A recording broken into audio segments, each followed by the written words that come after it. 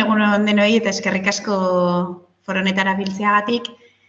Gure asmoa hemen aurkezpen honetan ez da ikastaro sako bat egitea, baizik eta era sume batean aurkeztea nolabait inteligentzia artifizialaren teknologia berri honek zelan erabili daitekeen, inteligentzia artifiziala zelan erabili daitekeen gure eskoletan, gure irakasgaietan edo gure ikaskuntza hartu emanetan.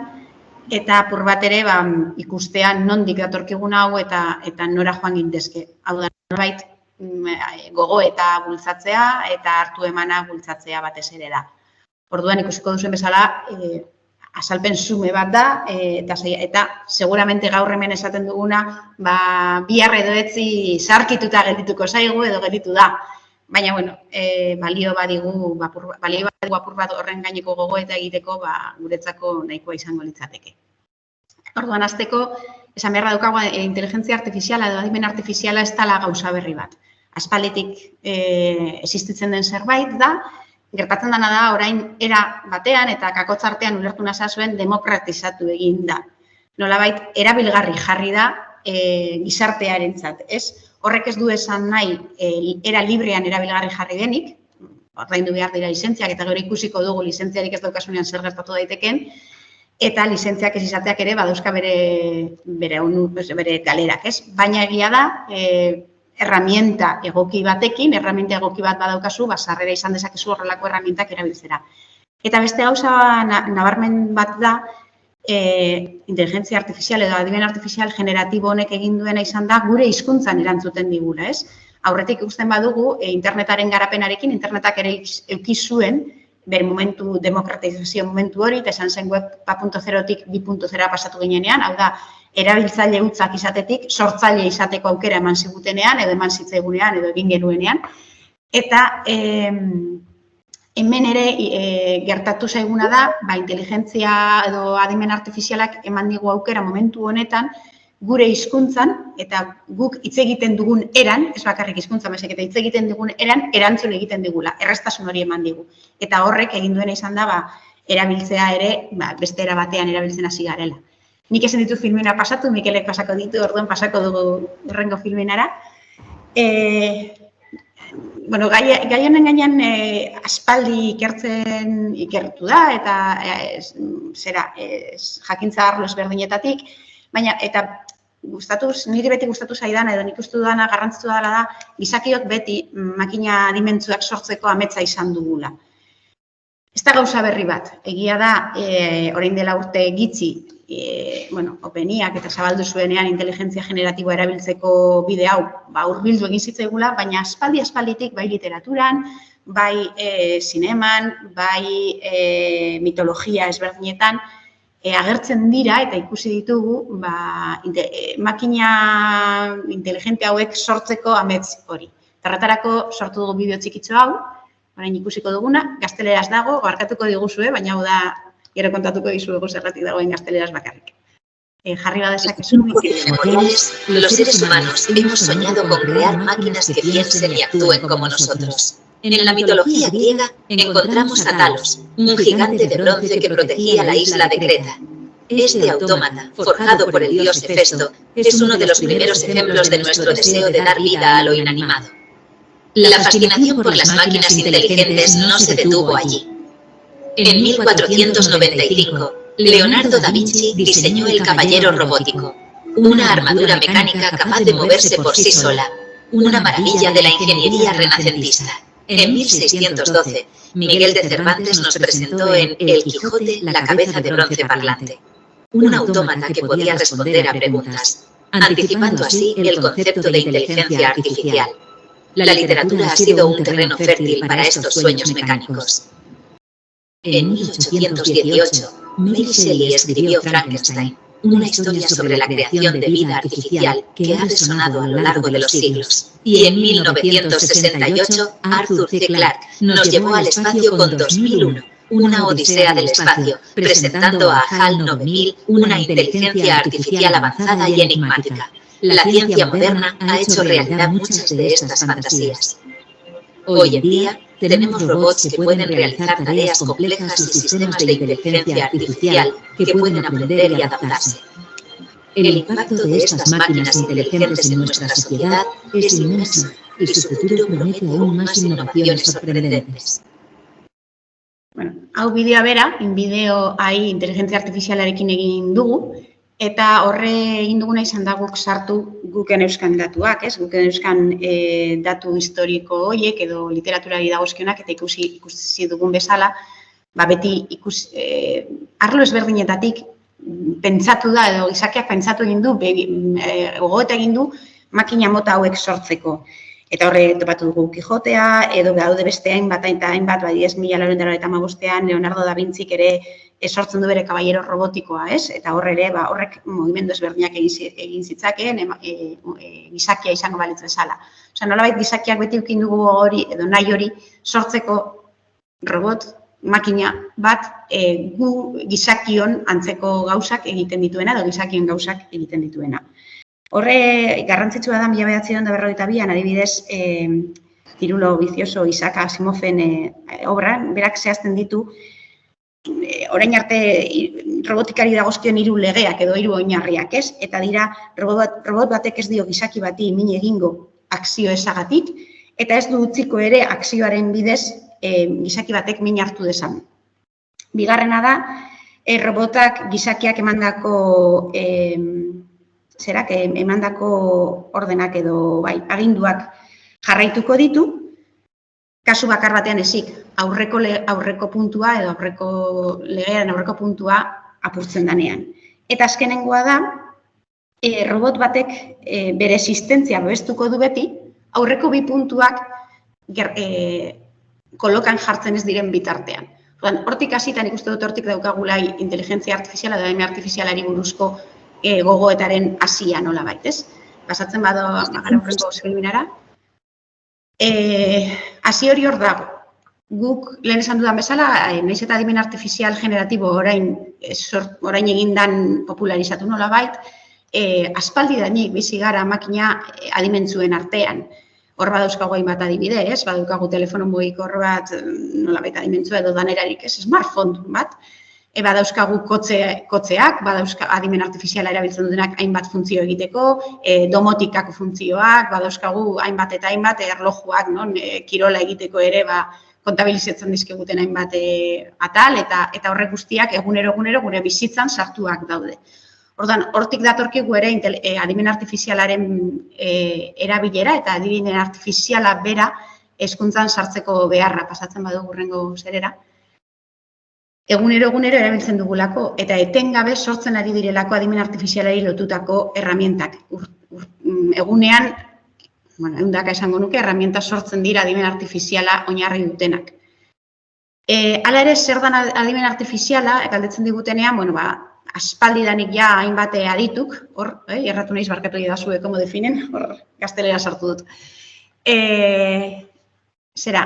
Adituak aspaldi definitzen zer dan. Hasiera batean, 2006an edo azaltzen zen, adimen artifiziala zela zientzia eta ingenieriaren arteko hartu eman bat, makina adimentzuak sortzeko, batez ere, programa informatiko adimentzuak sortzeko, ez? Eta horrela joan gara informazio hori edo definizio hori moldatzen, 2006an sistema informatiko bat direla munduarekin interaktuatzeko edo munduarekin interaktuatu dezakegu edo hartu emanak izan ditzakegu sistema informatikoen bidez, non interakzio humanoak edo gizakin interakzioak sortzen diren, gizakiok izaten ditugunak bezalakoak, eta azken definizioa, azken edo nik uste dut, oberen zehazten duena inteligentzia adimen artifizialaren definizioa da UNESCO 2019an eman zeguna, eta esaten du, bere dokumentuan zehatz-mehatz, máquinas capaces de limitar ciertas funcionalidades de la inteligencia humana,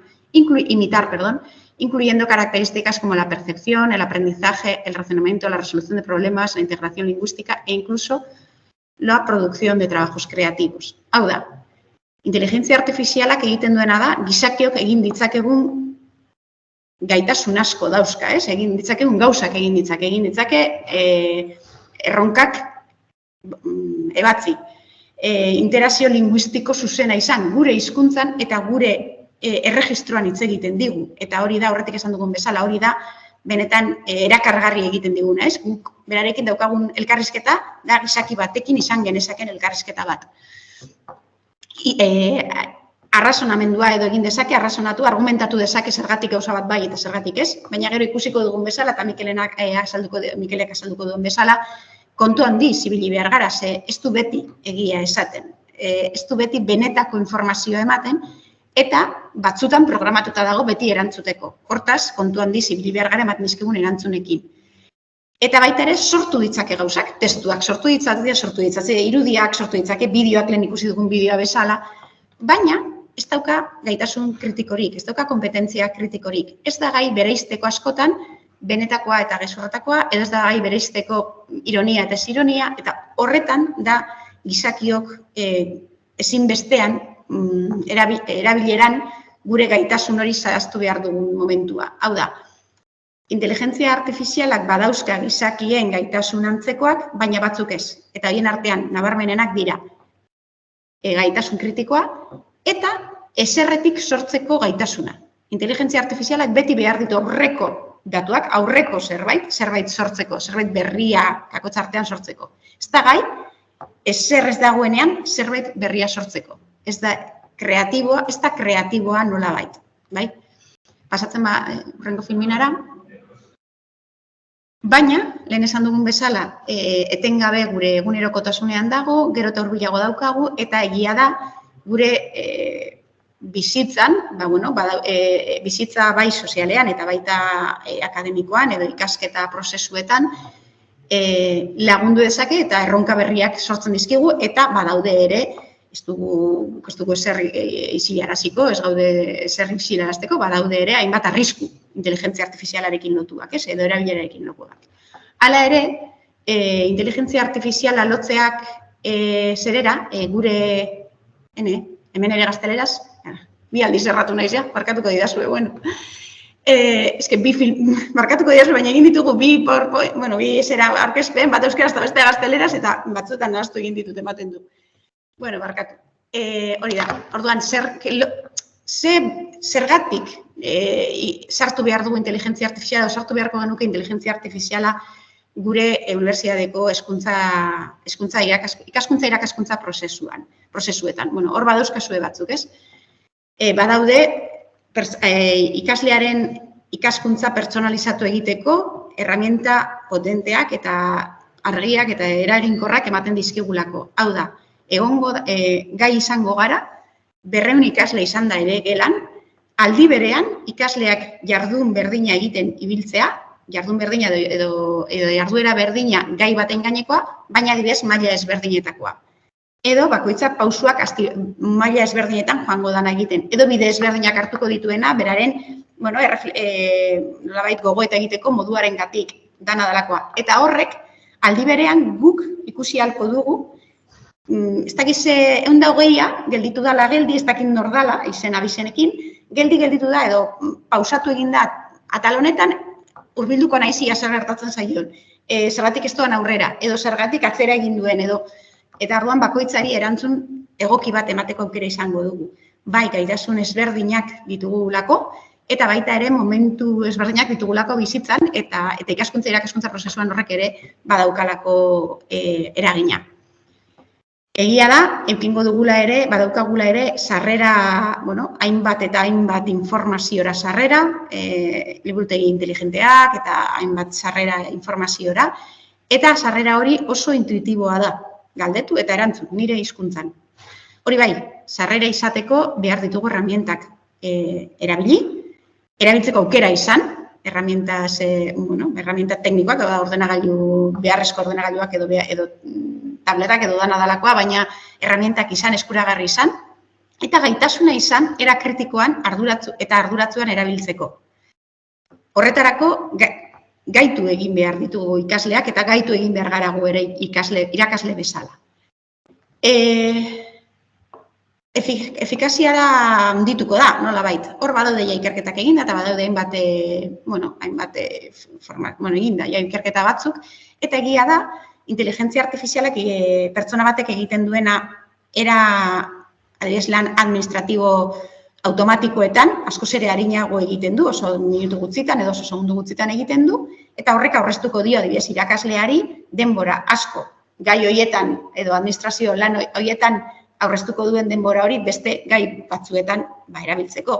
Ikasleekin hartu eman zuzenak, edo da ikaskuntzaren planifikazioa eta ebaluazioa, gero ikusiko ditugun bezala, badauzkatela beraien erronkak. Beraz, irakaslearen denboraren optimizazioan ere lagundu dezake.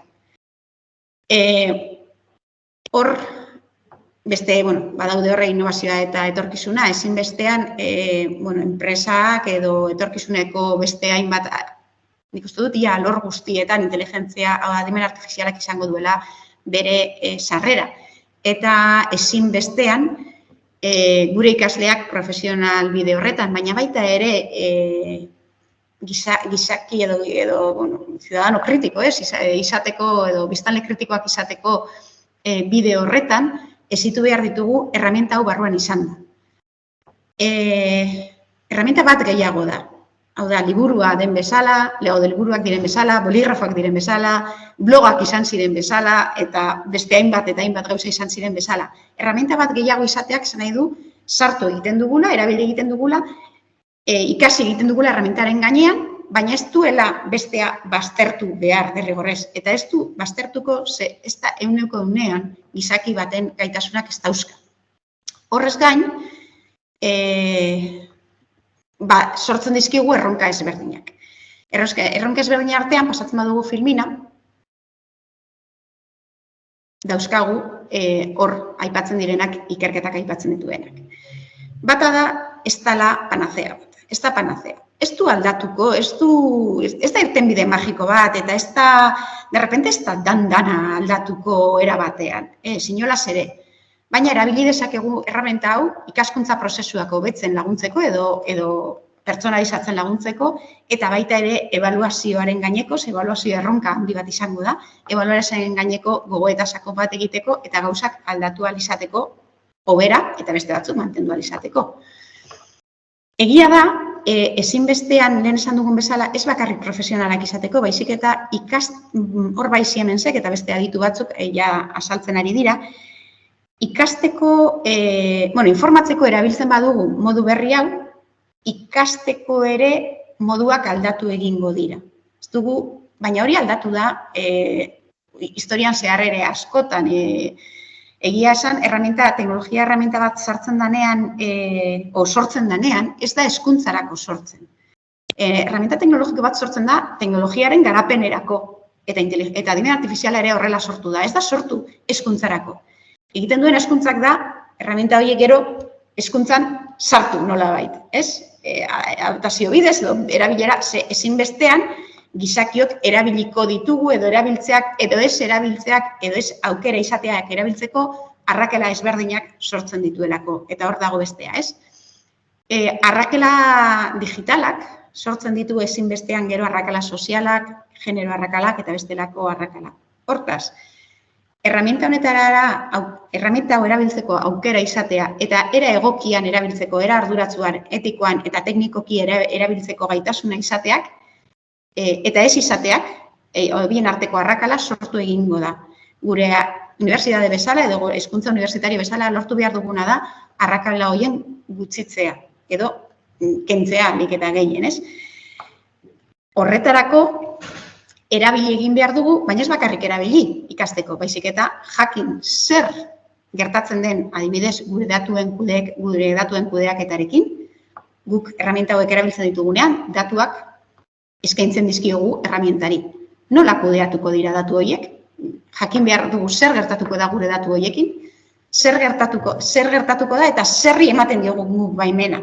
Ze hori da laugarren arrakala digitala, ez? Orain arte lehenengo arrakala izan zen nok daukan erramientak erabiltzeko aukera eta norkez, tresneria nolabait. Bigarrena eta hirugarrena izan da kalitatearekin lotuta, erabilpenaren kalitatearekin lotuta, baina azken arrakala hau da horrekin. Gure datuaren kudeaketan arduratsuak izatea eta jakitea eta nortzuk ez. Horren arteko, datuen kudeaketan jakindun direnak, informazio berezia izango dute aurrera besteekiko, ez, nolabait. Orduan, ezinbestean gure ikasle guztiak horretan ere gaitu egin behar ditu.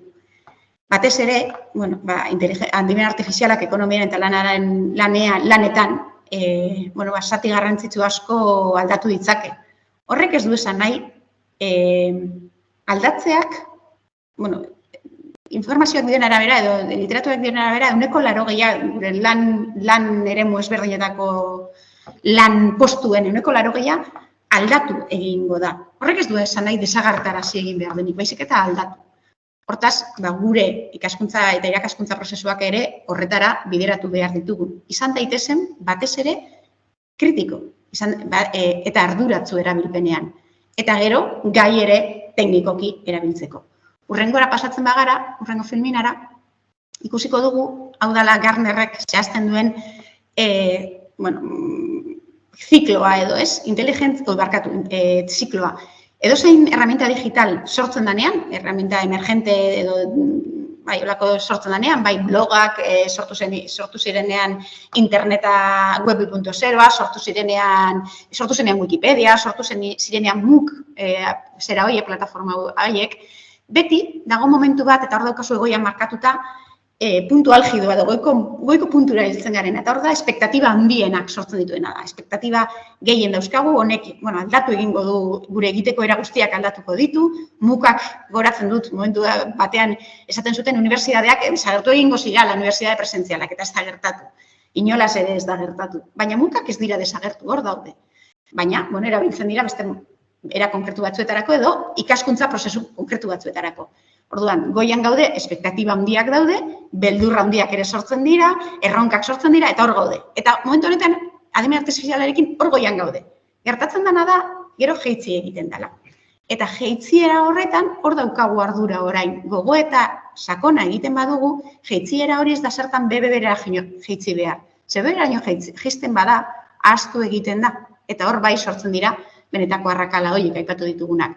Orduan, bilatu behar ditugu moduak, beste herramienta bat, eta batzuk bezala, gure ikaskuntza eta irakaskuntza prozesuetan onuragarri izan daitezen eta mantendu daiten ez hainbean, baizik eta erdibide horretan.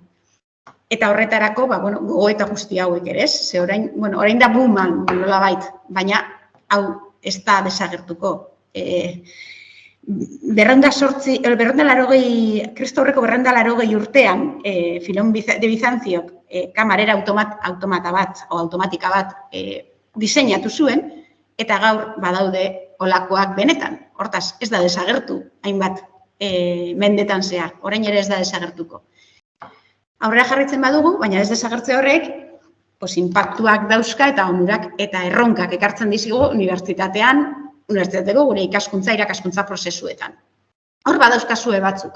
Lehen aipatu dugun ikaskuntzaren pertsonalizazioa, baliabideen edukiera eta sarbidea, badauzkagu etengabeko tutoretzak egiteko eta jarraipen egiteko, beste nolabaiteko herramientak, eta horretan ere komunikazioa aldatuko da. Gure ikasleekin komunikazio erak, ikaskuntza irakaskuntza oinarria dauka, azken finean komunikazio bide batean, ezberdinetan, eta komunikazio erak ere aldatu egingo dira. Adibidez, asistentzia virtualak edo chatbotak erabiltzea galdera konkretu batzuk erantzuteko beti errepikatzen direnak, urtero, edo ikasleak edozein momentutan galdetu dezaken zerbait era automatiko batean erantzuteko, laguntza edo aholkularitza bide horretan. Egon daitezke ere bestelako aldakuntza batzuk lotuak metodologiaekin, ezinbestean, baina nik uste dut eta nabarmenena edo beldurrik eta erronkarik nabarmenena ebaluazioan daukagu, ez? Inpaktua ebaluazioan handia izan daiteke, eta hor badaukagu, hor badaukagu plagiorako arriskua. Plagiorako arriskua ez da arrisku berri bat. Badaude hainbat, eta hau existitzen zen lehen ere bai. Egia da, orain, errazagoa dela, eta eskuragarri daukagula. Hortaz, pentsatu bi gauza dauzkagu, bi bide. Bata da, pentsatzea nola izango den gure ebaluazioa. Heldu beharko gara kalifikazio batera, kalifikazioak egongo dira, baina kalifikazio bide horretan adimen artifizialak erraztasunak emango dizkigu, baina ebaluazio sistema bera nola egingo dugu. Zeran izango dira gure ebaluatzeko jarduerak, zer eskatuko diegu ikaslei, Eta beste alde batetik, badaukagu ere, erabilera arduratsuaren, kritikoaren eta sosteniblearen erronka hori, ez? Ikasleak eta baita ere irakasleak ezitu egin beharko gara tresnauen erabilera mota horretan. Eta orduan horregatik, eta horrengo filminara pasako gara, horregatik inpaktua dauka adimen artifizial honek, bai irakasleengan, bai ikasleengan, bai ebaluazioan, eta ebaluazioa denez irakaskuntza den parte nabarmen bat, horrek eragin zuzena dauka, erabiltzen ditugun metodologia eta gure plangintzetan, ez? Nola ebaluatuko dugun, askotan ez, nola ebaluatuko den gauza batek markatuko digu zelan egingo den irakaskuntza prozesua. Hemen, irakasleei zer erronka emango dizkigu eta ze baldintza eta ze onura.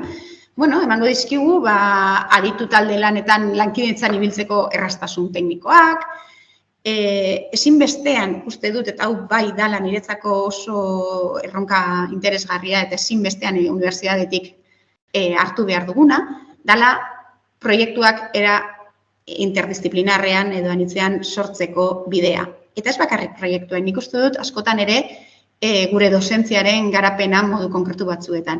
Honetarako ere, bildu gara, hau aurkezpen zume honetarako ere, elkarlanean aritu gara disiplina edo ezberdinetako bi irakasle.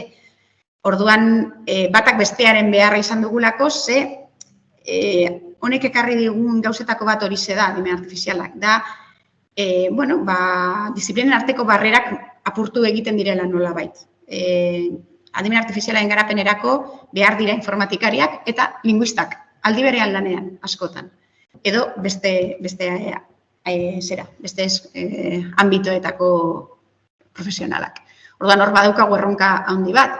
Lehen aipatu ditugun baliabideak, emango dizkigu administrazio baliabide horiek.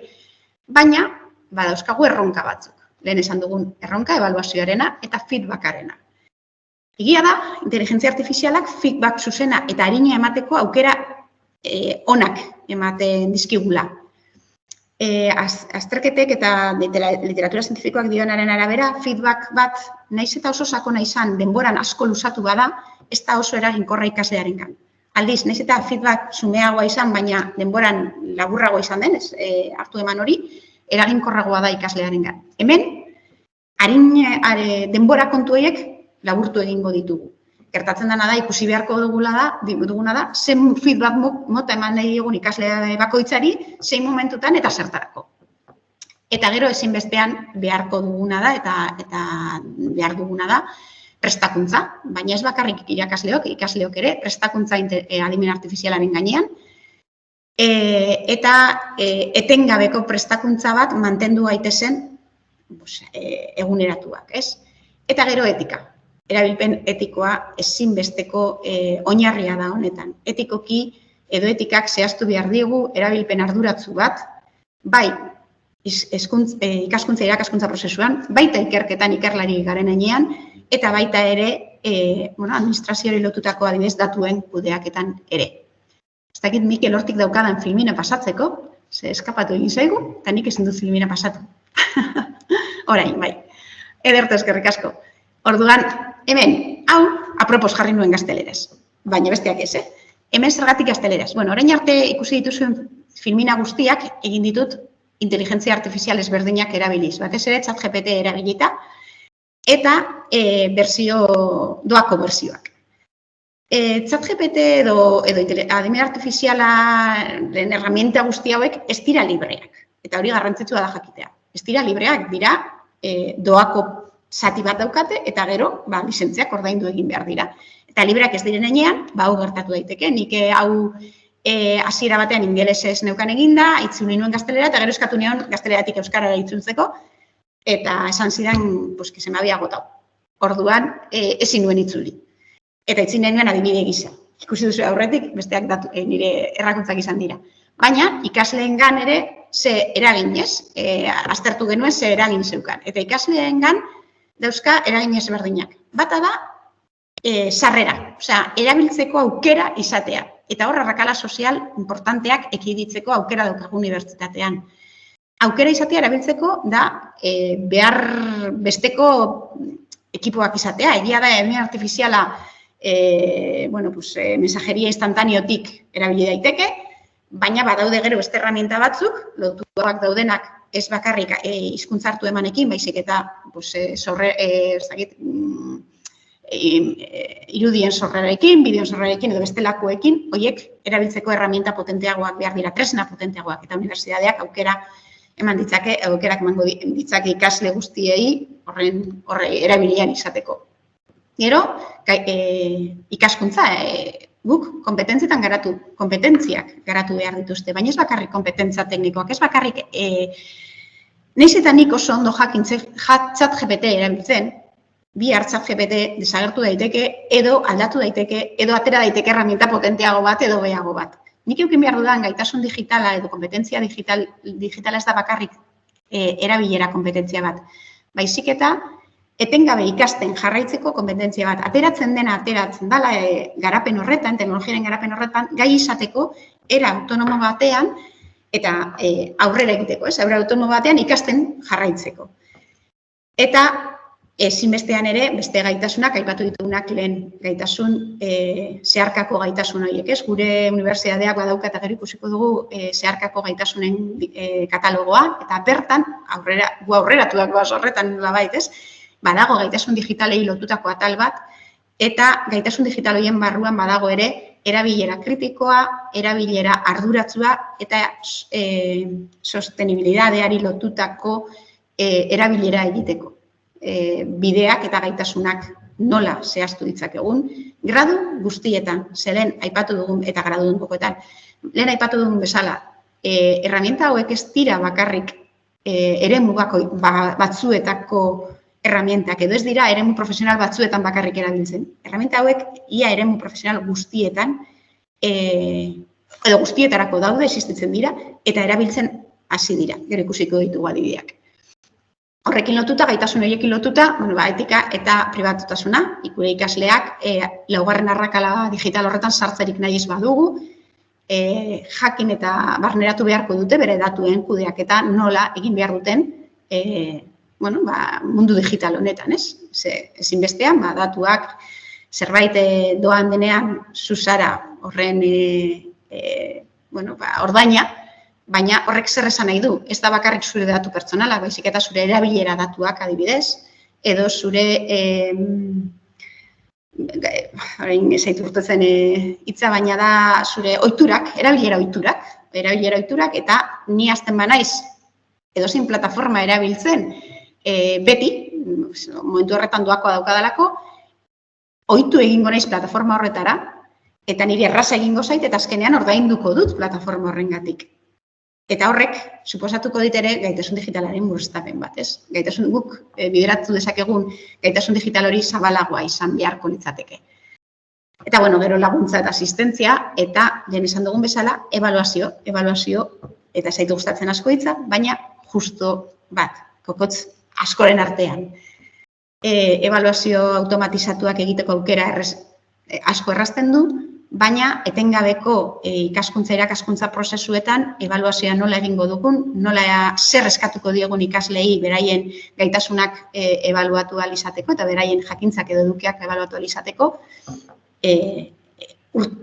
denborarekin, ez? Osa, dozkagunean 15 aste edo, etengabeko formakuntza horretan edo jarraipen horretan.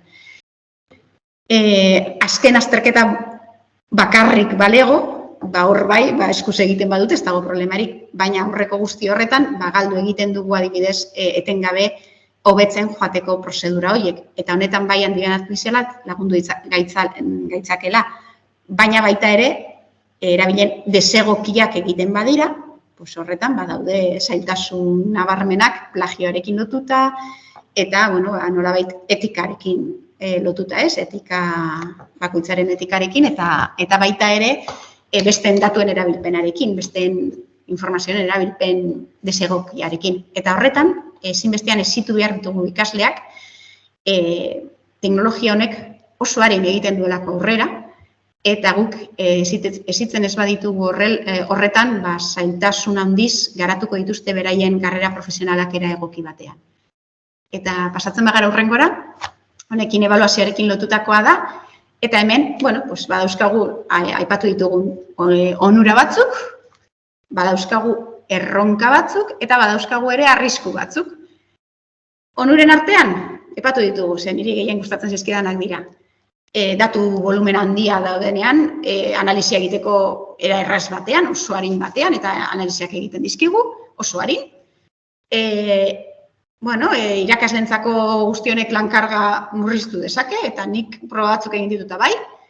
Ebaluazio pertsonalizatua ere zehaztuagoa izan daiteke eta jarraipen handiagoarekin, baina hori lortu ahal izateko erronka batzuk dauzkagu. Eta hor badauzkagu erronka oso importante batzuk, gardentasun faltarekin,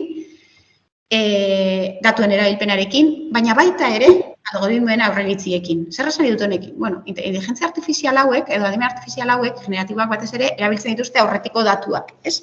Hortaz, zuk, eta gero ikusiko ditugu adibideak, adibidez, aspaldi egin zen ikerketa batean, estatu batuetan galdetzen zitzaion inteligentzia artifizial bati, enpresa konkretu baterako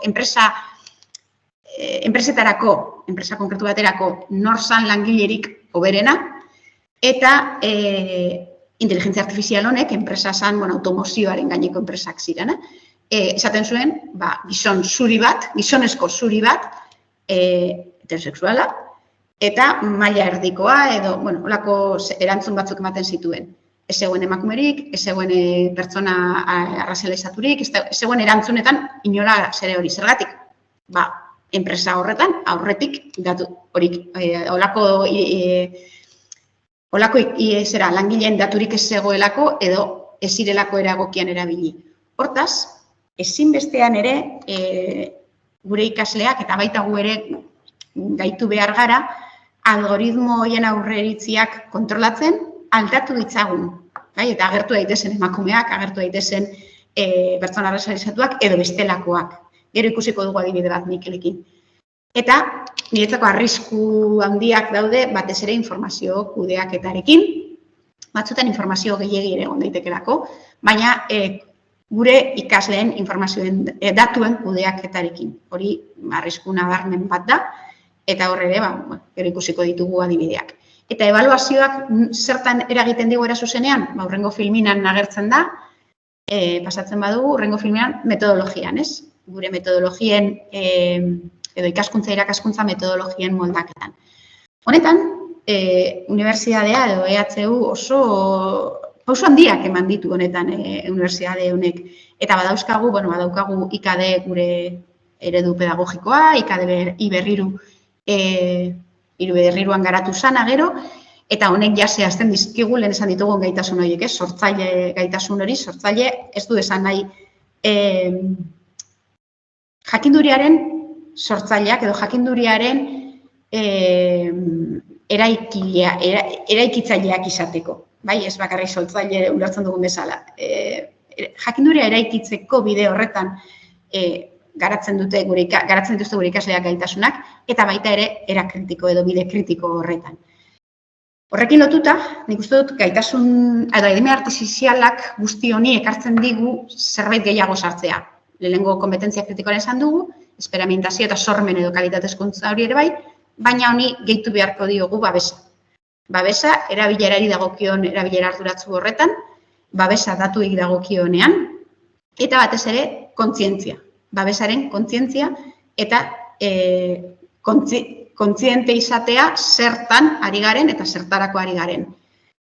Horrekin lotuta ere, hor badaude lehen aipatu ditugun gure gaitasun transversalak, eta horretan badaukagu bide handi bat eginda. Baina, uste dut, babesaren kontu hau garrantzitsua dela momentu honetan, maila guztietako ikasleentzat eta baita gu irakasleentzat ere bai. Pasatzen bagara hurrengo zerera, eta nire amaitzen joateko. Lehen esan dugun bezala, guzti hori aurrera eramateko inteligentzia edo adimen artifizialarekin bakarrik ezin dugu. Ez da bakarrik adimen artifizialarekin ikastea. Hor, UNESCO 2019an, hau ChatGPTren booma aurretik, bere behineko konferentzian zehazten zuen adimen artifizialaren garapenak lortu behar duela pertsonen arteko arrakala horiek gutxitzea. Baina horretarako ezin dugu bakarrik adimen artifizialarekin ikasi. Egin behar duguna da adimen artifizialari buruz edo artifizialaz ikasi, zelan sortzen den, zertarako sortzen den, zelan erabili beharko genuken, ze horrek ere egingo digu, badakigu adimen artifizialarekin ikasi dugu, bideratzea adimen artifizialerako garapen horretan ere ikastea. Hau da, garapen hori horretan, era etiko eta arduratsu batean garatu dadin. Ez hainbeste, gelditzea garapena, baizik eta garapen hori ikuspuntu hauetatik, arduratsu hauetatik bideratzeko gure ikasleak eta gu geu ere bideratzeko nolabait. Orduan, 3 horiek dira, gazteleraz direnak aprender con, sobre y para. Hemen itzuli egin ditugu, adimen artifizialarekin ikasi, sartu, herramienta hori, baina ez bakarrik hori, baizik eta adimen artifizialari buruz ikasi, eta adimen artifizialerako ikastea da helburua. 3 parte horiek izatea da helburua, aipatu ditugun arrakala horiek gertatu ez daitezen.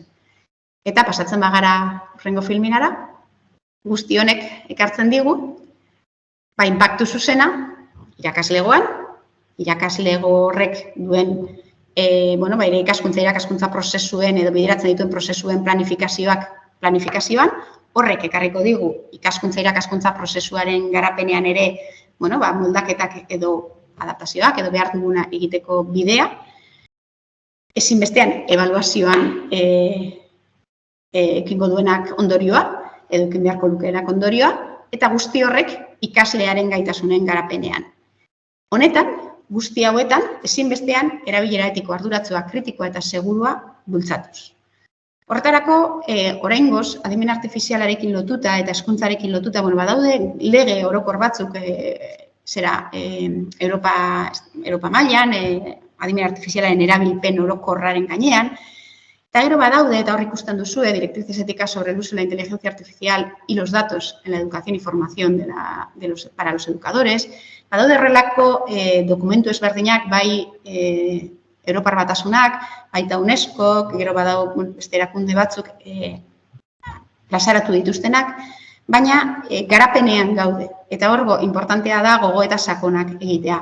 Dokumentu honetan, adibidez, gure unibertsitateko irakasle batzuk parte hartu zuten, eta dokumentu interesgarria da, eta irakurtzeko gomendioa egiten dizuegu, ze pista handiak ematen dizkigu, etika bide horretan eta erabilpen arduratsu horretan. Eta, honekin asko luzatu gabe, pasatzen bagara beste filminara, Mikel hitza eman aurretik, guk egin duguna orain izan da, eta Mikelek aurkeztuko du, erabilera mota ezberdinak ikusi, nola erabili dezakegun gure ikasleekin, eta ikusi ere erabilera horiek nori inpaktatzen dioten. Ikaslegoari, ikaskuntza prozesuei eta komunikazioari ikaskuntza prozesuetan, ebaluazioari edo ikasleriari. Hau ere oso zumean egin dugu, baina, izan daiteke bide bat gogo eta egiten hasteko nola egin ditzakegun beharrezkoak edo diren moldaketa hauek. Eta orain bai, hitza emango dizut, eskerrik asko, Mikel. Ni esker, Urtza. Nire esatean, ikusiko ditugu adimen artifiziala erabiltzeko adibide batzuk irakaskuntzan baliagarriak izan daitezkenak. Baina, kontutan izan behar zuen, jarri ditugun adibideak diela oso orokorrak, guk ezin dizuegu esan nola erabili behar dezuen zuen irakaskuntzan zehatzean. Guk dakigu nola erabili gurean, nola erabiliko genuke gurean, nik ematen ditudan irakasgaitan, eta hola. Baina nik ezakit ezer, adibidez, biologiari buruz, biologia irakasle bati esateko nola erabili behar duen. Orduan, dira, ideiak oso orokorrak, zuek ikusteko eta hortik hartzeko ideiak, gero zuen irakaskuntzan zehatzen moldatzeko zuen beharretara. Eta adimen artifiziala erabili baino lehen, bai azalduko dizuedala nola sortzen da adimen artifiziala eta nola funtzionatzen duen ulertzeko zer gauzak egin ditzaken adimen artifizialak eta zer gauzak ez. Eta zergatik batzuetan erantzuten digu ondo eta beste batzuetan ez. Oso modu orokorrean azalduko dut, ez naz teknizismotan sartuko, noski, baina adimen artifizialak, barkatu, orain, adimen artifizial mota, adimen artifizial sortzaile edo generatibo mota desberdinak daude. Ohikoena eta guretzat ezaguna dana da chat antzekoa. Hau da, testu batetik beste testu bat sortzen duena. Hasi baino lehen, gauza bat esango dut, gaur egun ditugun adimen artifizialeko tresnak estatu batuetan sortu dira, guztiak ez dira gehienak bai. Orduan, daude pentsatuta ingelesez lan egiteko. Baina, nola estatu batuetan eta mundu mailan gaztelera oso asko erabiltzen da, denez, gazteleraz ere lan egiteko gai dira. Beste hizkuntza batzuetan, adibidez, euskeraz, tresna batzuk, adibidez, chat eta Copilotek ulertzen dute eta erantzuten dute euskeraz, baina egiten dutelako itzulpen bat. Hartzen dute gure galdera euskeraz, itzultzen dute, suposatzen dute ingelesera, ingelesez bilatzen dute erantzuna eta gero erantzuna euskarara itzultzen dute. Orduan, nola hor itzulpenen artean informazioa galdu egingo da, adibide guztiak gaztelera utzi ditut hobeto ulertzeko eta lortzeko erantzun egokiagoa bat.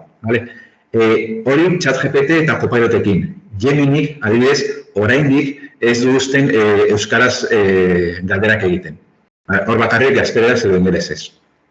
Orduan, kasu honetan, testu batetik bestera, testu bat ematea tresnari eta beste bat jasotzea, adibidez, honetan egiten duguna, adibidez, haz un resumen de líneas del argumento del Quijote.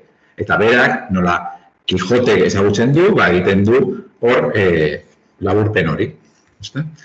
Gero, dago beste mota bat, non irudi batetik, edo soinu batetik, edo bideo batetik, gero, hortik, zerbait galdetzen diogu, eta testu baten bidez erantzuten digun. Adibidez, nik hemen eman diot irudi hori, argazki hori, eta galdetu dut, ea zer dagoen irudi horretan. Eta kasu honetan, Copilotek esan dit, irudi horretan, irupingüino daudela, ondazte batean, eta ez dakit zer. Ulertzen du, gai da, irudia, komatxoen artean ikusteko eta azaltzeko zer dagoen hor.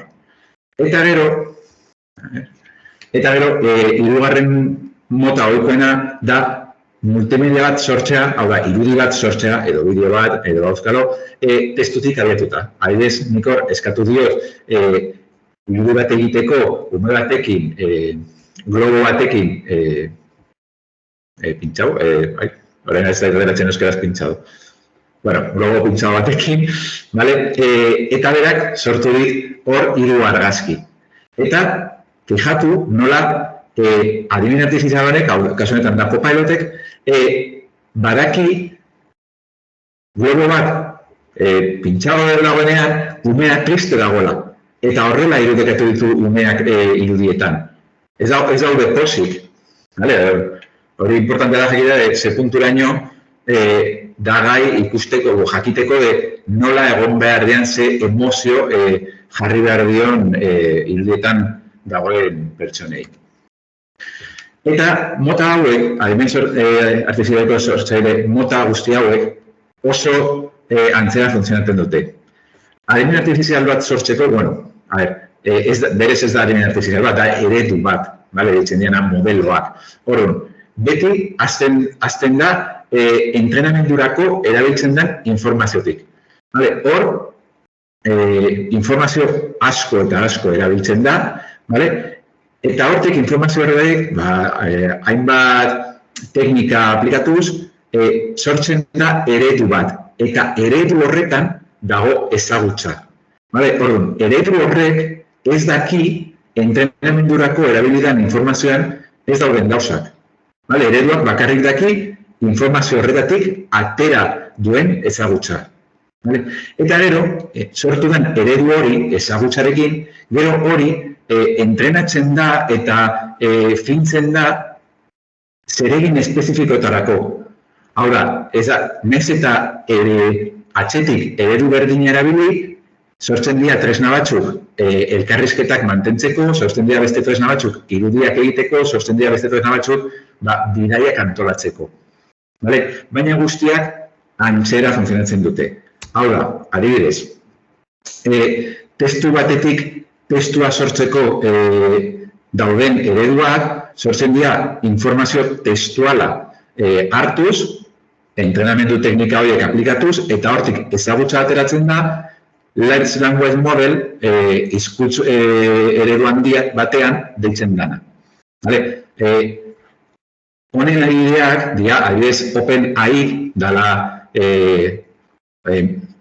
eredu hauek gehien bultzatu duen enpresak, dauka eredu batzu dela GPT, GPT-2, GPT-3, Googleek ditu bereak, Metak ditu bereak, eta adibidez nola entrenamendurako informazio hori estatu batuetan informazio gehiena ingeles izango da eta gaztelera izango da ere, baina euskeraz ez da egongo.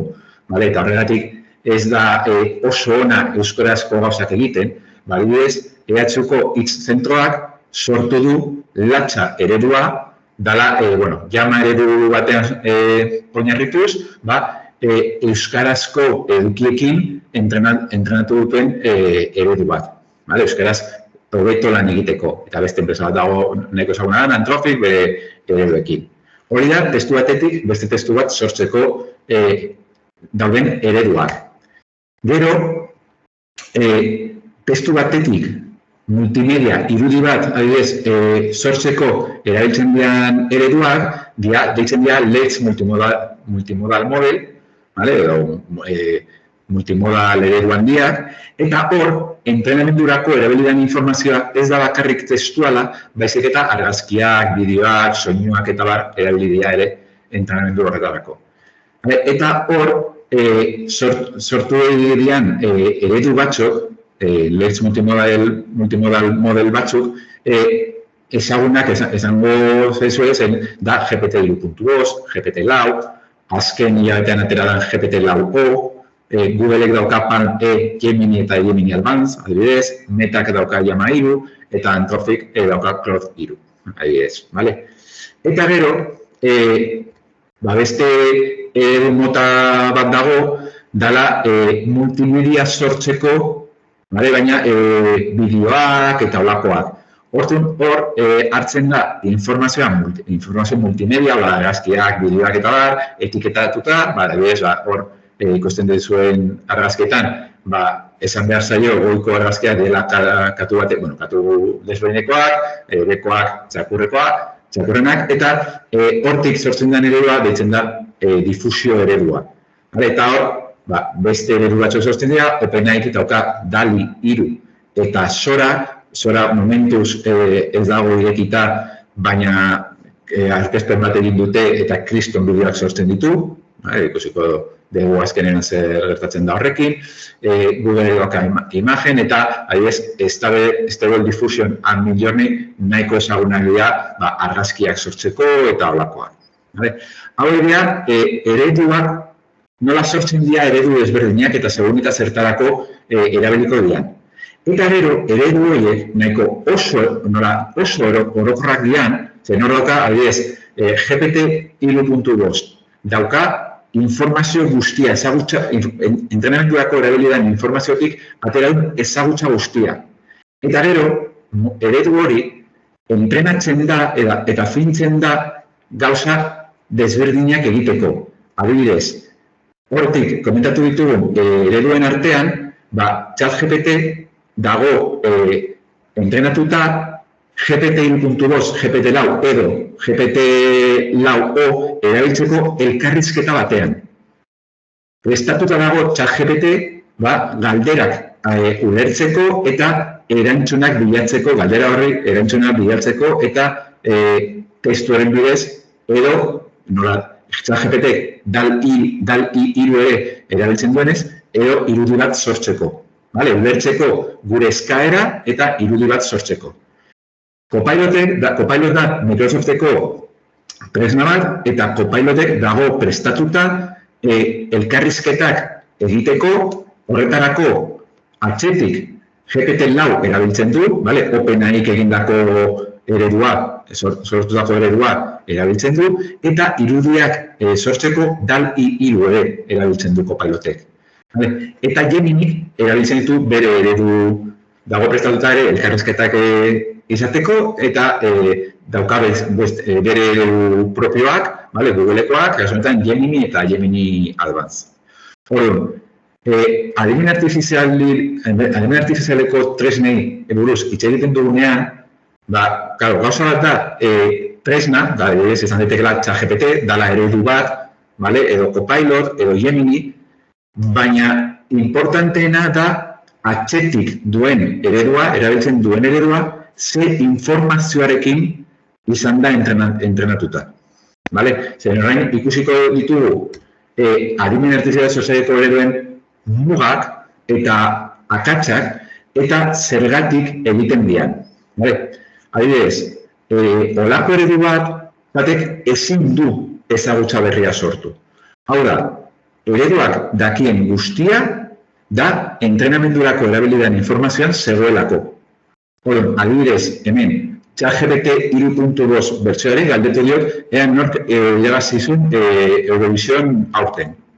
Eta berak, esaten dit, ez dakiela zeren bere informazioa dago 2008ko urtarrilera artekoa, arte. Hori da berak duen informazioa. Orduan ez daki. Kasu honetan esan dit ez dakiela, baina beste kasu batzuetan asmatzen du. Esaten du, ez daki, baina ez dakit nor. Orduan, beti eta benetan berriro errepikatuko aurkezpenaren zehar, bizion kritikoa izan behar da. Hau da, beti begiratu behar dugu, behin eta berriro eman duguna, eta analizatu eta pentsatu ea zuzena dan ala ez. Gero, hau da ChatGPT 3.2, baina beste eredu batzuk, adibidez ChatGPT 4o, ez du bakarrik lan egiten oinarrizko eredu horretan, GPT-4o horrekin, baizik eta gai da interneten dagoen informazioa hartzeko eta eredutik ateratako informazioarekin batzeko eta hortik erantzun berri bat sortzeko. Orduan, adibidez, ChatGPT 4o, naiz eta bere entrenamendurako informazioan ez edukitzea nork irabazizun Eurovision aurten, gai da eta hork esaten du interneten bilatzeko eta erantzun bat emateko. Noski, hemen ematen digu erantzuna eta ematen digu erantzun hori lortzeko erabilituen iturriak, elbideak. Orduan hemen begiratu dezakegu ea hori zuzena dan edo ez. Baina beti begiratu behar da. Gero, akats nekotipiko bat da aluzinazioak deitzen dienak, eta aluzinazioak, orokorrean, bi motakoak daude. Bat da, daukan informazioa ona ez dalako, zuzena ez dalako, osatu gabe dalako, adibidez, kasu honetan, galdetu dio ChatGPT 3.2-ari, ea nor zan talde errektorala, EHUko talde errektorala. Eta berak esaten dit, 2022ko urtarrilean errektora zala Nekane Balluerka. Hori ez da egia. 2022an ja errektora zan Eva Ferreira. Zer gertatzen da? Ziurazki, ChatGPT 3.2 entrenatzeko ez zutela erabili EHU egondako autoeskundei buruzko informazioa. Eta nork erabazizitu autoeskundeak eta nork izendatu zuten errektora 2021an.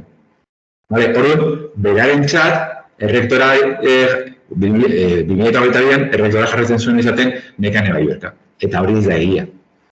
Baina horregatik sortzen dira olako aluzinazioak. Eta gero beste aluzinazio mota bat da, batzuetan, eredu hauek ez dira perfektuak. Eta akatsak egiten dituzte. Adibidez, irudi hau Geminiri galdetu diot, ea zer dagoen irudian. Eta berak esan dit, irupingüino daudela, eta esaten dira azkenean, rodeados de palmeras y vegetación exuberante. Irudi horretan ez dago, ez da zuhaitz bat ere. Orduan, hor, akats bat da. Karo, guk ikusi dezakegu argazkia, ikusi dezakegu erantzuna, eta dakigu gaizki dagoela erantzuna. Horren, beti, errealizatzea kritikarekin pentsatuz ea ondo dagoen edo ez, eta prozesu hori egin behar da beti. Gero, alborapenak. Hau da, entrenamendurako erabilidan informazioan alborapenak daude, ereduak izango ditu eta bere erantzunetan erakutsiko ditu. Adibidez, hau oso adibide ezaguna da, askotan egin da, eta da, galdetzea doktore bat eta erizain batek ume bat edukiko dutela, eta ea nork erdituko den. Zer gertatzen da, euskeraz, hitzetan ez dagoela generorik, ingelesez ez da, baina gazteleraz bai. Horren, kasu honetan, saiatu nintzen galdera hau egiten, ChatGPTen eta Copiloten, baina hor, alborapen hau, ja zuzenduta daukate, ja ez du egiten. Eta nola Gemini ezin da euskera erabilik, ingelesez egin du. Eta ingelesez, zan, hori, galdera, a doctor eranez, are going to have a baby who is going into labor. Eta berak esaten du, noski, erdituko dana izango dela erizaina, zeren medikoek ezin dute umerik esan. Claro, medikoak danurak du beti, gizonak direla, eta erizainak neskak.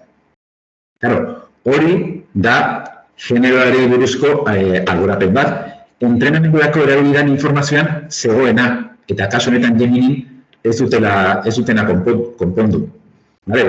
Olakoak gertatzen dira, gerta daiteke galdera bat egitea eta jasotzen dugun erantzuna olako gauz bat erantzutea, horren kontu zibili behar da. Gero, lehen urtak komentatu du, baina adimen artifizialeko tresnak ez dute zen honik. Beraik ematen dute gramatikalki zuzena dan erantzun bat. Punto. Horren, adibidez, leno, pingüinoen argazkia Gemini, esaten ziur, daude ondar tropikal batean, rodeados de palmeras y vegetación exuberante. Baina era berean, erantzun berean, pixka bat behago, esaten dugu, es probable que la imagen haya sido tomada en un zoológico o acuario. Zenbat zoológico o acuariotan daude ondartzak, palmerekin eta kriston vegetazioarekin. Inon. Kontraesan bat da, edo daude ondartzan tropikal batean, edo daude zoologiko edo acuario batean. Bietan batera ezin da izan. Baina berari ez zaio inporta. Berak botatzen ditu biak. Eta da gure lana hori berrikusteak. Bera adibidez, berak ez dugu ezberdintzen. Berez, humorea edo informazioa. Adibidez, Espainia mailan oraindik ez, baina beste herri batzuetan Googleek sartu du bere bilatzailean, bilatu dituen helbideak aparte, ematen du adimen artifizialeko, Gemini erabiliz noski, ematen du erantzun bat.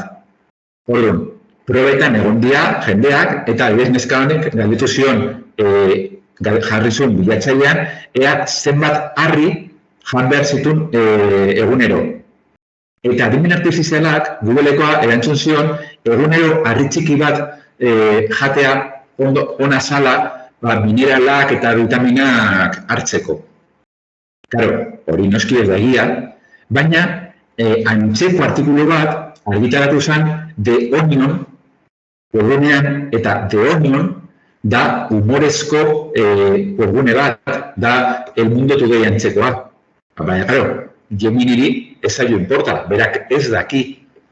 Geminik aurkitu du artikulu bat, non esaten da harriak jatea ona dala.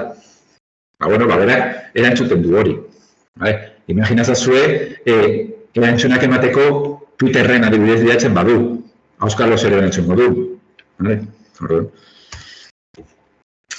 Eta gero, eredu hau daukaten beste arazo bat da gainentrenamendua deitzen dana, eta da nola baita esateko, gehiegi ikasi dutela, eta orduan ez dakitela erantzun sinpleak ematen. Hau da, hori daukazue adibide bat, ChatGPT 4o erabiliz, hau da, ChatGPT 4on dala azkena, oraindik ez dutena konpondu, eta galdera da, un hombre tiene que cruzar un río con una barca junto a su cabra. ¿Cómo debe hacerlo? Zer gertatzen da? ChatGPT, kasu honetan ChatGPT dalako, ChatGPT irakurtzen duenean, gizona, txalupa, ahontsa, ibaia, pentsatzen du, dala betiko asmakizuna de nola pasa ahontz bat, otxo bat eta letxuga bat, uste dala normalean, alde batetik bestera eta horren berarentzat hitz gako horiek hartuta, pentsatzen du, hau da asmakizun hau. Eta horren montatzen du erantzuna asmakizuna izango baliz bezala. Eta horren esaten du, el hombre tiene que ir con la cabra al otro lado del río, deja la cabra, luego vuelve, luego va con la barca otra vez al otro lado, vuelve a coger la cabra. Ez du inongo zentzurik. Baina berarentzat, claro, hain ondo ikasi du, la cabra, el hombre edo, da hau, eta horrela egin behar da, ez dakiela gauza sinpleago bat erantzuten. Hau da, umeetan jokatzen genuna de pertsonatik galdezka, sekoletakoa da ez dakize beti txuria erantzuteko eta azkenengo galdera esan ze edaten dute behiek. Da gauza bera. Adimen artifizietan, adibide berdine. Eta gero, termino bat importantea dana ulertzea dala testuinguru lehioa, ventana de contexto gazteleraz. Hau da, eredu bakoitzak dauka testuinguru lehio desberdin bat, eta horren importazioa da tamaina. Tokenetan neurtzen da, eta tokenak gutxo gorabera gure artean ulertzeko dira hitzak. 1000 token dira gutxo gorabera 750 maritz. Zer da testuinguru lehio bat? Da, erantzun bat emateko kontutan hartu dezake informazio kopurua. Hau da, guk ezin diogu ChatGPT 4ok erabiltzen ditu gutxi gora bera 96.000 hitz. Ezin diogu pasa 1.000 hitzeko dokumentu bat hortik erantzunak emateko.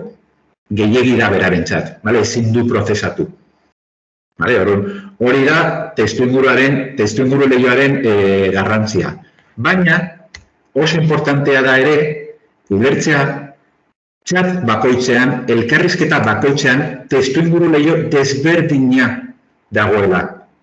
Hau da, ezin diogu chat batean, elkarrizketa batean, beste elkarrizketa batean emandako informazioari buruz. Nik chat batean, elkarrizketatean, esaten badiot, nire laguna Mariak urdina du goztoko. Ze joia oparitu behar diot? Segura eski izango didala, amatista, edo zafiro, edo, zerbait urdina. Baina beste chat batean, berriro galdetzen bat diot, ze opari behar diot Mariari, esango dit, edo zer gauza, berak chat desberdin horretan ez daki Mariaren kolorea urdina dela. Maria guztokatun kolorea urdina dela. Hori oso importantea da ulertzea. Zeren hortik, ulertu dezakegu, chat desberdinetan gertatzen dana ezagutzen ez badu, horrela, ulertu dezakegu, ezin diogula galdetu, ea testu bat, lan bat, edo zerbait, berak edo beste adimen artifizialak egin duen. Jende asko saiatzen da, hartuko ikasle honen lana eta pasako garetuko du ChatGPTari ea berak egindakoa dan. Hori ez du funtzionatzen. ChatGPTek esango du, auskalo, esan dezake baietz, esan dezake ezetz, ezin gara fidatu hortaz. Zeren ChatGPTek ez daki zer egin du beste momentu batean. Buscando a Nemo filman Dory pertsonaia ezagutzen baduzue, olako trendak antzekoak dira. Egiten dute gauza bat, eta gero ahazten dute. Hori ezin da egin. ChatGPT galdetzen badiogu, ChatGPT edo beste edo zeren tresna, galdetzen badiogu, ea lan bat, testu bat, ea adimen artifizialak egindakoa dan, edo ez, bilatuko du, testu horretan erabiltzen dian zamoldeak oso ohikoak dira, edo ez, eta esango nik suposatzen dut baietz, edo nik suposatzen dut ezetz, auskalo, baina erantzuna ez da batere fidagarria.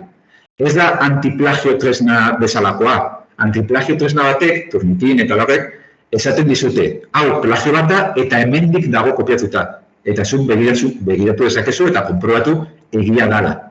Baina kasu honetan ez. Dana dala, ematen du baietz edo ematen du ezetz. Eta hori da, guk ere egiten duguna. Ean nork ez du irakurri batzuetan, lan batzuk eta hau, badakit ez duela honek idatzi. Bere idazteko eta hori ez da. Edo parrafo nabaritzen da beste alde batetik ateratu dagoela. Tresnarik gabe, ja konturatzen gara hortaz. Horako tresnak egiten dutena, antzekoa da. Gero, tresna horiekin dagoen arrisku bat, da alde batetik etikoa, hau da, esan dugu, entrenamendurako erabiltzen den informazioa oso importantea da, eta gauza bat da, nondik ateratzen da informazio hori. Zeren, enpresak gehienek ez dute esaten zen olako informazioarekin entrenatu dute beraien ereduak. Orduan, gatazka batzuk daude, azkena da Scarlett Johanssonek aktoresak salatu du ChatGPT bere ahotsa erabiltzeagatik. Horrako kasu batean oso erraza da hartzea Scarlett Johanssonen ahotsaren adibideak, aktoresa da, hartzen dituzu bere filmak, bere enkarretuka da, eta dokazu bere ahotsak. Entrenatu dezakezu eredu bat bere ahotsa simulatzeko, baina ez da guztiz legala. Orduan, horako gauzekin, egia esan da, kasu gehienetan ez dakigu zen horrako informazioarekin egon da entrenatu den ereduak. Eta, adibidez, Metak, azkenengo hilabetean aldatu ditu bere erabiltzeko baldintzak eta esaten du Instagramen, Whatsappen eta Facebooken egiten dian hainbat gauza eta jartzen dugun hainbat informazio erabiliko dutera bere ereduak entrenatzeko eta hobetzeko. Begiratu dezakezue tresna bakoitzean bere erabiltzeko baldintzak eta ikusiko duzu eraitu dutela klausula bat, eta tresna batzuetan badago aukera esateko, ez erabilin nire altuak, eta hori begiratu behar da. Hori, entrenamendurako erabiltzen den informazioa. Eta beste aldetik, guk ematen diogun informazioarena. Hau da, ChatGPT, Copilotek eta Geminik dauzkate doako bertsioak. Eta guztietan, esaten da, hor jartzen dena erabilko dutela. Orduan, ez dago inogarazorik nik galdetzen badiot zentrenari El Quijoteko labur bat egiteko. Baina nik ezin dut legalki nire ikasleen dituen fitxategi bat igo olako tresna batera doako bertsoetan. Nik ezin dituen nire ikasleen datuak partekatu ChatGPT edo Geminik edo Copilotekin. Orduan, kontuz ikerkuntzako datuak edo informazioa. Orduan, kontuz, horrelako tresnak erabiltzean, zer datuak jartzen dituen eta zeintzuk ez. Gero, honekin lotuta, EHU, Microsofteko kontua dugunok, daukagu aukera Copilot modu pribatuan erabiltzeko.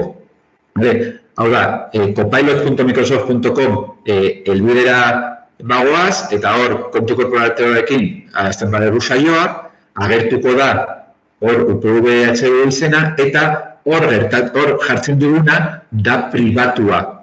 Guztiz, Microsoftek ez du ikusiko zer jartzen dugun, ez du gordeko, ez du erabiliko ezertarako, hor, guztiz babestuta dago hor egiten duguna. Zer gertatzen da? Daukagun lizentziarekin, hor, copilot.microsoft.com helbidean dagoena, hor ezin ditugu fitxategiak igo irudiak ez badia. Eta gara, askotan PDF-ak erabili nahiko dugu. Baina horretarako beste aukera bat da PDF fitxategia ez nabigatzailean irekitzea, horretarako adibidez Windowsen egin dezakegu eskuineko botoia sakatuz, eta hor abrirkon eta aukeratu Microsoft Edge. Eta hor Microsoft Edgeen PDF bat irekitzen badegu, agertuko zaigu aukera bat dela preguntara Copilot. Eta aukera hori sakatzen badegu, irekiko zaigu Copilot eskuineko alboan, eta hor ja, bai, saioa hasteko aukera izango dugu, gure fitxategian dagoena pribatua bada edo partekatu nahi ez badegu. Vale.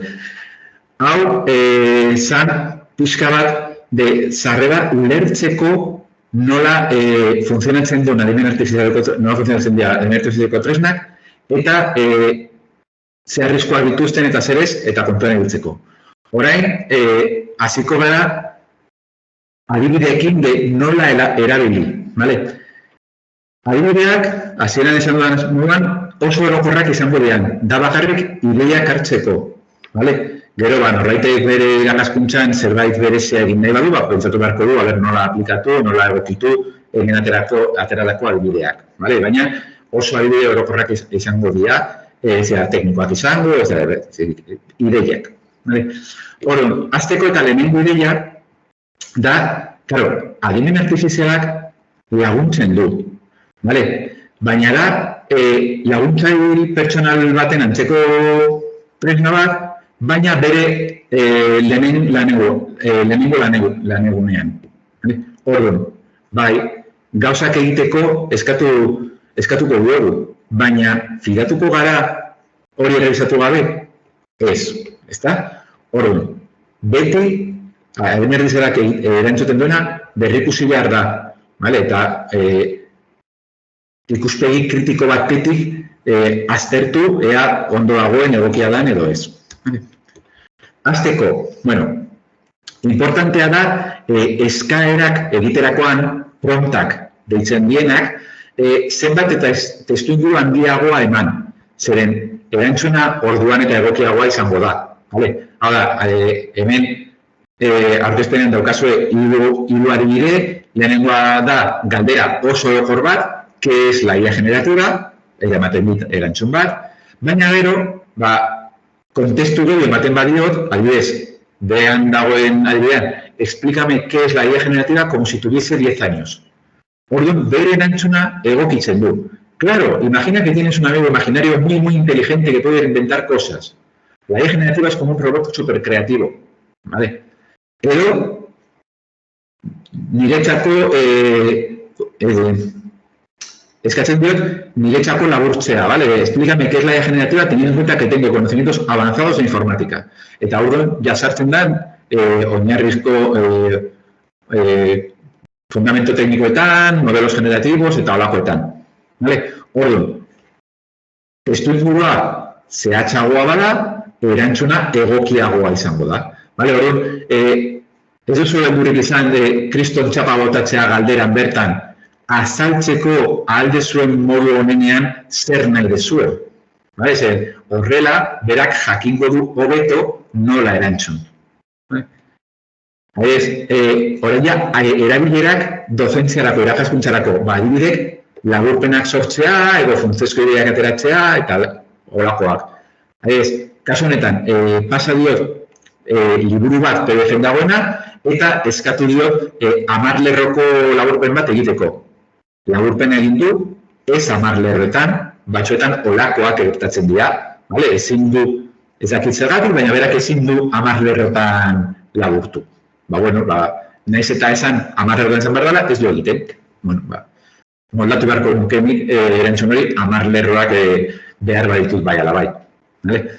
Orduan, adibidez, holako tresna bat, holako gauza bat erabil daiteke, nik daukat liburu bat 200 orrikoa, egia zu laburpen bat, edo liburu honetan egiten da ez dakit zer buruz, ze zatitan.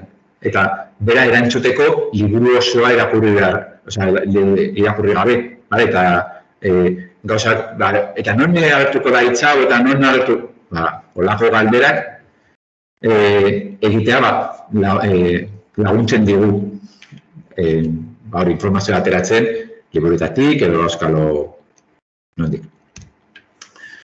Gero, asko gustatzen zaidan beste eredu bat, da eskatzea testu bat, liburu bat, edo gume duguna, klasifikazio batean sartzea. Eta klasifikazio horretan mugitzea, aldatzea edukia, berridatze edukia, beste klasifika horretan beste mail batera igotzeko edo jeisteko. Adibidez, hemen hartu dut eskubian dagoena, zuen eskerrean dagoena, hartu dut kimikako artikulu baten abstrakta, eta eskatu diot, calcula el nivel de tecnicismo del siguiente texto en una escala de 0 a 100 y reescríbelo con un valor aproximado de 30. Eta eskubiko erantzuenan, kasu honetan Copilot erabilet, Copilotek esan dit, el texto original tiene un nivel de tecnicismo bastante alto, cercano a 80, en una escala de 0 a 100, ya uso terminología da, eta hemen daukazu con un nivel de tecnicismo aproximadamente de 30. Eta simplifikatu du testua, suposatzen da, ideiak mantenduz, errazago ulertzeko. Hau egin daiteke, modu batean, al revés, daukar gauza oso simple bat, eta modu formalago batean idatzi nahi dut, edo idatzi behar dut. Zakin, ministeritzako eskutitz bat egin behar dut, eta daukar nire hitzekin, baina ez zait egokia iruditzen nola. Izan dugu, mira, jarri hau, handitu testu honen formaltasuna. Jartzazu hau, neurtu testu hau, formaltasun eskala batean, 0-tik 10-era, eta berridatzi 10-reko balio batekin. Adibidez, horrelako gauzak egin daitezke. Gero, beste aukera bat, materialak itzultzeko. Badakit beste tresnak daudela, DPL, itzultzaien albena da, eta hori, baina aukera bat. Daukat, hor, kasuetan Copilotekin egin dut, eta hor, PDF-a irekidet Excel, leheno kontatu duan moduan, eta esan diot, traduce al inglés el contenido del documento respetando su estructura y sin resumirlo. Bestela, igual egiten dit laburpen bat. Eta nik ez nahi nun laburpen bat, baizik eta gardenketan agertzen dian zatiak eta puntuak mantentzea. Eta horrela egin du, eta ingelesetik gaztelera edo al revés, primeran egiten du. Badaki beste tresna dela, baina, euskararekin arazo gehiago ditu, noski, baina denbora horrezteko momenturen batean, erabilgarria izan daiteke. Beste ideia bat erabiltzeko, sortzeko beste tresna batean erabiliko ditugun edukiak. Adibidez, Egela, azken finean, Moodle tresna da, Egela da EH1 emandako izena, baina EH-ko tresna Moodle da. Orduan, eskatu dezakegu, Moodle-erako galderak prestatzea. Adibidez, kasu honetan, esan diot, tekste dokumentu bat prestatzeko GIF formatuan, zeren da Moodle-ek onartzen duen formatu bat, galderak importatzerakoan, eta, hemen daukazu esteka GIF formatuari buruz, noiz baita erabiltzen nahi badezue, eta horren galdera izan daiteke, GIF formatuan, emai ezkiazu, 2 galdera de opción múltiple, 2 galdera de emparejamiento, 3 de verdadero o falso, holako gauzak, Kasuetan, sobre la Revolución Francesa para una asignatura de un grado universitario en historia. Errazegiak ez izateko. Eta sortu du fitxategia, hemen dago, kasu honetan, ni jaitsiko nuke, berrikusi, analizatu egin dituen galderak ondo egin dauden edo ez eta hola, eta horrela, gero, fitxategia importatu zuzenean egelan. Nek hemen, 10 galdera prestatu ditut, baina prestatu ditzazke 200. Modu erraz batean, gero, noski, berrikusi behar dira eta konprobatu zuzenak dira, baina, entrenamendurako gure ikasleak entrenatzeko edo gure irakaskuntze hori buruzko galderak modu erraz batean sortzeko, erabilgarria izan daiteke. Kasu hori da adibide bat, eta hemen daukagu beste adibide bat, kasu honetan PDF-a pasatu diot, eta eskatu diot PDF horri buruz galderak egiteko, Eta ez bakarrik galderak, baizik eta zuzenak ez dien erantzunetan azaltzea zergatik ez dira zuzenak. Horrela hau, gero modelen jartzen badet, ikasleek erantzuko dute eta beraien erantzuna zuzenez bada, jasoko dute azalpena de zergatik ez da zuzena. Ikasteko, gazo horretan zergatik egin duten gaizki galdera bakoitzea. Beste eredu bat, askotan, zerbait prestatu behar dugunean, egiten ditugu eskemak, bai kuaderno batean, bai arbel batean, hola, egin dezakegu argazki bat atera egindako eskemari, eta eskatu adimen artifizialari hori osatzeko, edo bakarrik pasatzeko dokumentu batera, baina baita ere osatzeko. Adibidez, hau da, nik egindak prestatuako eskema kuaderno batean, nire eleta ez da bat ere ona, eta hala ere, berak, eskatu nion, elabora un índice a partir del esquema de la foto y completa cada punto con una descripción de los temas a tratar. Eta berak hartu du, ulertu du nik jarritagoa, eta osatu ditu puntuak. Egin du indize bat, eta osatu ditu puntuak. Argazki batetik. Beste adibide bat. Gero, ebaluazioko tresnak sortzeko. Adibidez, nik hemen pasa diot taldelan bat egiteko deskribatzen duen PDF-a, eta eskatu diot lan horretarako ebaluazio errubrika bat sortzea. Esan diot, 4 mail desberdin, bikain, oso ongi, gaindituta eta suspenso jarri berrituela, eta nota 0-tik 10 joan behar dela. Eta, beste gauza batzuk kontutan hartu behar dula, nola atazazan aplikazio bat sortzea, hartu behar dutela, funtzionalitatea eta erabilgarritasuna. Dimentsioen artean jarri ditu, zehaztu ditu zenbat balio duen dimentsio bakoitzak, gero maila bakoitzeko eman du deskribapen bat. Zuzenean erabiliko nuke? Ez, baina lan aurrezteko eta gero bakarrik ikusteko eta egokitzeko gustatzen zaizkidan gauzak, bai. Gero, beste erabilera batzuk, adibidez, horri zuriaren sindromea gainditzeko, ariketak sortzeko adibidez. Ariketa bat pentsatu behar eta ez zer bururatzen. Nik hemen pasa diot, urteetan zehar egindako ariketen zerrenda PDF batean, enuntxatuak PDF batean, eta eskatu diot enuntxatu berri bat egiteko hartzeko PDF-an daudenak eredu moduan, eta zehaztu diot zen nolako erantzuna izan behar du ariketak. Kasu honetan, eragiten kasuak eta erlazioak, zenbat egon berdean, aktoreak eta olakoak. Eta egin du noski. Ideia bat atera du eta hortik ni abiatuko naiz hori moldatzeko eta ariketa berri bat edukitzeko. Gero, noski, edukiak eta prestatzeko, antolatzeko, ideiak hartzeko, nola landu gai hau, nola ordenatu ide hauek. Kasu honetan, eskatu diot, ia sortzeari buruzko kurtso baterako bi aktibitate proposatzea. Eta aktibitate horiek ordu bat baino gutxi dagoetan egin behar dira, eta eskatu dut ere esateko nola ebalatu aktibitate bakoitza. Eta hemen egin du, aktibitate bakoitzeko, gioi bat, zer egin behar dan, nola egin behar dan, ebaluazioa eta guzti. Edo, adibidez,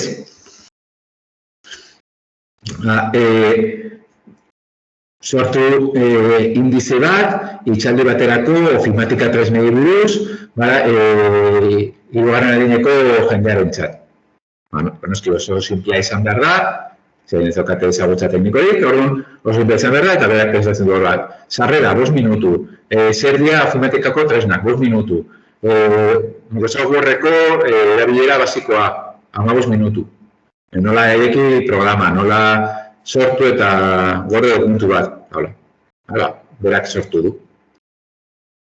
Eta edozein komunikazioetarako, hau da, adibidez, ni ingelesez moldatzen naz, baina askotan zerbait oso formala idatzi behar dudanean, zalantza asko ditut, hau nola esango nuke modu formalago batean, eta, adibidez, hemen da, adibidez, idatzi ingelesez email bat, Dr. Smithi,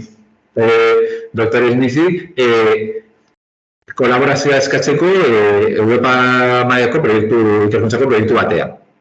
Nanokonputazioari buruzkoa. Eta berak sortzen dit e-maila.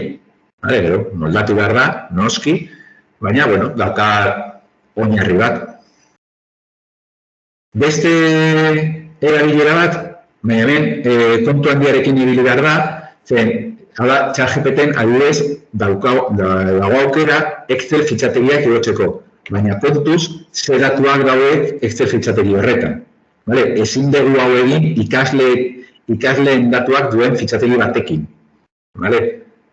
Kasu honetan nik pasa diot estadísticas e incidencias deitzen dan fitxategi bat, eta hor, nik daukat apuntatuta urtero eta hilabetero zenbat inzidentzia jasorian e-campusen. Hori bakarrik dago, Dago kolumnak dia urteak, lerroak dia hilabeteak, eta orduan, urte bakoitzeko, hilabete bakoitzeko, jartzen dut zenbakia, zenbat inzidentzia jasorian. Eta hori, adibidez, eman diot fitxategia, eta zen diot, komparatiba grafiko bat egiteko, con las nuevas ciencias atendidas a lo largo de los años en el mes de abril. Fitxategiaren edukia dago euskeraz. Euskeraz, ez dago gauz handili, baina hilabeteak euskeraz daude idatzita. Eta berak esaten di, bigarren dokumentuaren bigarren horria daudela datuak, organizados por meses y por años, eta hortik ateratzen ditu datuak. Que va a filtrar los correspondientes al mes de abril, eta esaten du, probablemente apirila en la hoja. Claro, porque en la hoja está en euskera. Eta prestatzen dit grafikoa. Eta aquí tienes la comparativa del gráfico, del número de incidencias, bla, bla, bla, bla. Hau da aukera bat. Gero, horri buruz, eskatu diot, hace un resumen en un máximo de 200 palabras explicando la evolución de los datos.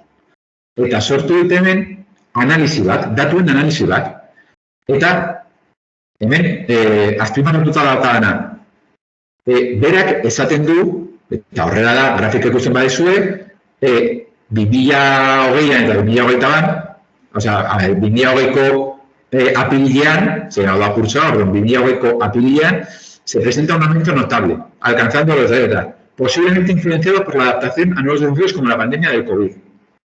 Inork ez dio esan zer dan fitxategian dagoena, bakarrik esan dudan dela incidencias. Eta berak, ulertu du, incidencias, apirilean, 2020an, COVID. Eta hortik, atera du, eta txostena egin du, eta hori jarri du. Eta gero, beste modu bat erabiltzeko, izan daiteke, grafika bat pasatzea, eta grafika horretan agertzen den informazioa, interpretatzea eskatzea. Mina direz, paseo, La Riojako langabezien datuen irudi bat, eta, berak esaten du, la grafika muestra la evolución del número de parados desempleados en La Rioja, hori hartzen du, hemen irudian bertan dauden izenburuak eta olakoetek, ez du asmatzen. Eta gero, zer dago eje bakoitzean, eta egiten dugu txosten bat, la tendencia general, picos y valles, periodo reciente, eta olakoak. Eta gero, beste aukera batzuk, adibidez, demagun Excel fitxategi batean ditugula gure ikasleen notak jasota.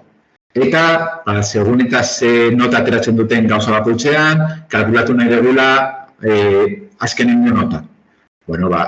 Badago jendea Excelekin ez dala moldatzen formula bat sortzeko, aukera bat da Excel fitxategi osoa pasatzea ChatGPT-ri galdetzeko, baina kontuz hor datuak badaude, horiek kendu beharko diateke, edo beste da azaltzea zer nahi dugun. Hemen kasunetan nik azaldu diot Gemini eta Copilot, erabili ditut biak, eta azaldu dut, daukat Excel fitxategi batean, 5 zutabekin, lehenengo zutabean da partzial bat, bigarren partzial B, hirugarren partzial hiru, laugarren zutabean dala praktikaren nota, eta bigarren zatia nota praktikarena.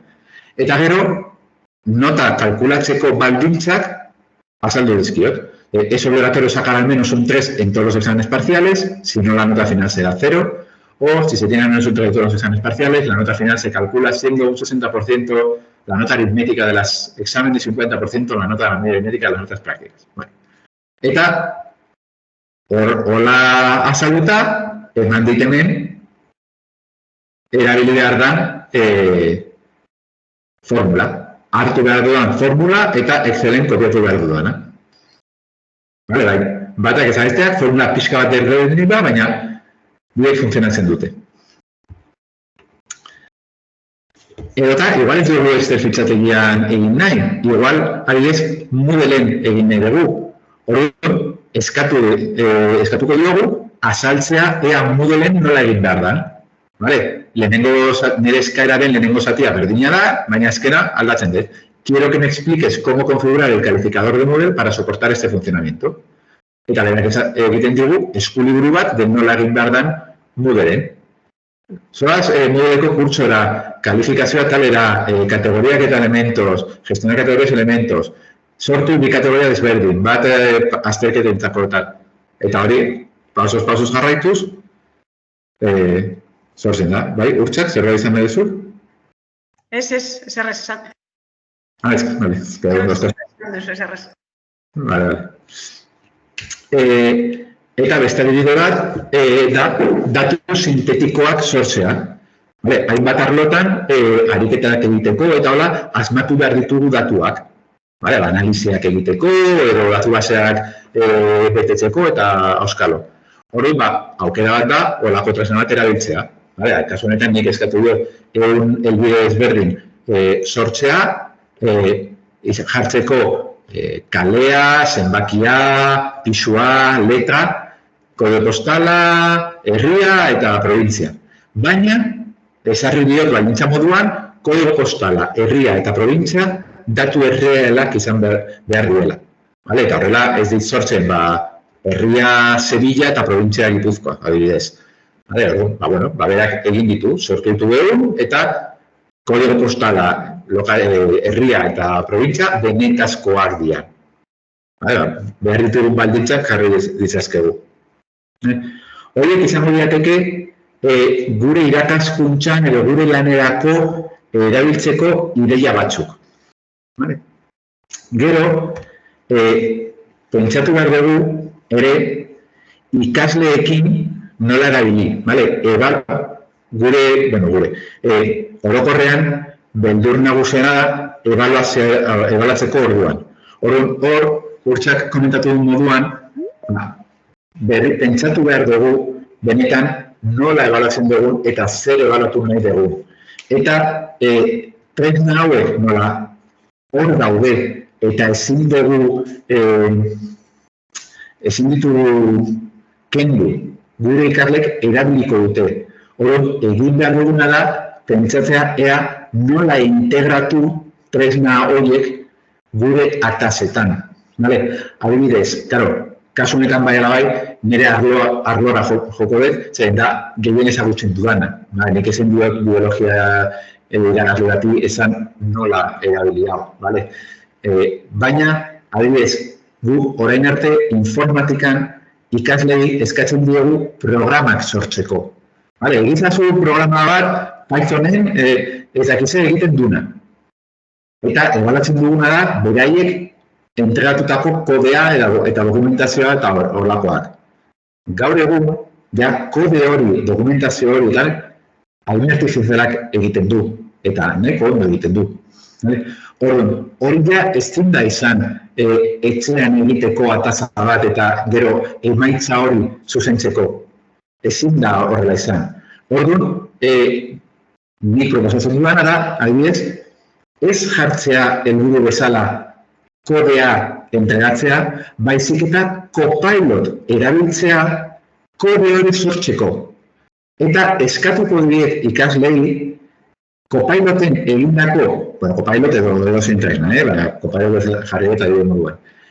Copiloten egindako eskaera guztiak dokumentatzeko. Copilotek emandako erantzun guztiak dokumentatzeko. Copilotek ematen duen erantzun bakoitzak ebaluatzeko. Hau da, kopailotek hau esan dizu. Hori erantzun zuzena da, bai, ala ez.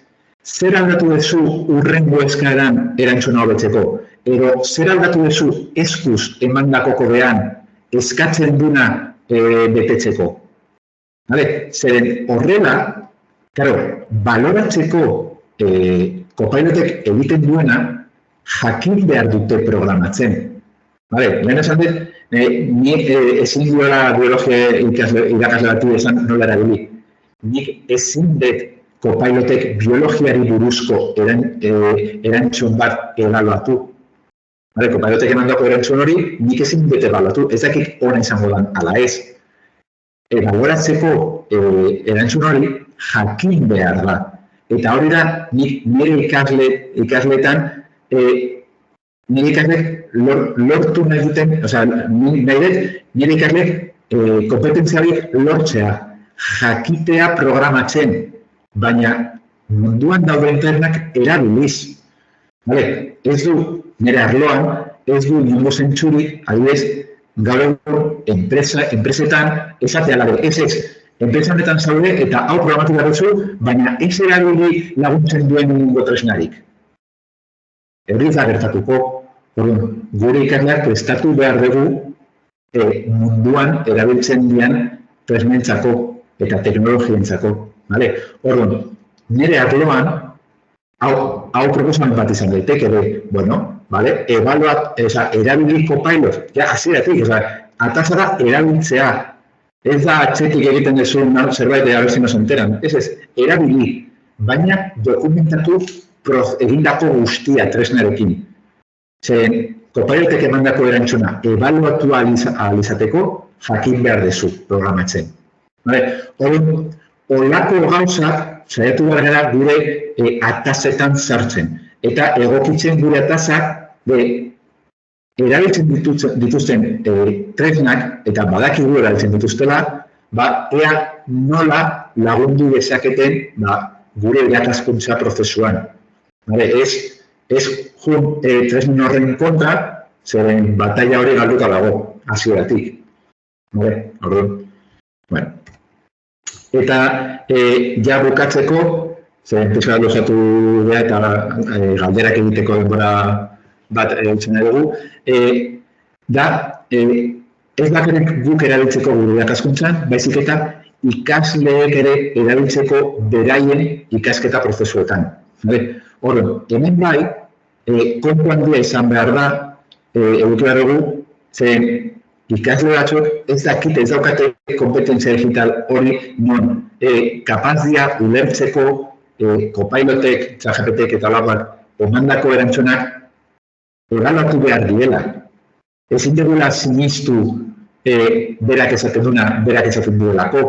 Batzutan erantzuna oso ondo egongo da, beste batzutan egongo da, eta beste batzutan oso gaizki egongo da. Guztiz asmatuta izan egongo da. Orduan, kapazitate hori ebaluatzeko erantzuna gure ikasle gehienek ez daukate. Eta noski, segun eta zertarako erabiltzen duten adibidez artifizialeko tresnak ez dute edukiko. Zer, adibidez, hemen, beraiek ikasleekin, ikasleek erabili dezakete olako tresnak, adibidez, zalantzak argitzeko. Eta ondo dago, baina jakin behar dute ze punturaino. Hau da, hemen daukat adibide bat, nire fitxategiari buruz, nire apunteak dagoen fitxategi buruz, galdera tontakegi galgaretu, ea UML unos magníficos lazos, UML ea unos magníficos lazos esan nahi dut ala ez. Eta noski berak egiten dut, UML ez da unos magníficos lazos, da Unified Modeling Language, eta horretako erabiltzen da, eta zekizer. Claro, kasu honetan, nire dokumentuan bilatu du. Eta ni eskatu dezaket, non agertzen da hori fitxategian. Eta esango dit, bosgarren horrian agertzen da. Konprobatuko dut, bosgarren horrian hau esaten da. Hau zuzena da. Fidatu naiteke zeren horrian, bosgarren horrian jartzen du hori. Ez nintzen konturatzen, ez nintzen gogoratzen, baina hemen jartzen du. Zalantzak erbitzeko erabilgarria da, baina kontu handiarekin ibili behar da. Eta ikaslei esan behar diegu, olakoak erabiltzen dute, kontuz ibiltzeko. Zeren, igual esaten dio, UML, unos magníficos lazos. Ez unos magníficos lazos, da un magnífico, ez dakit zer, kapaz da, egunero ati bat hartu behar dugula esaten du, kapaz da edo zer gauza erantzuteko.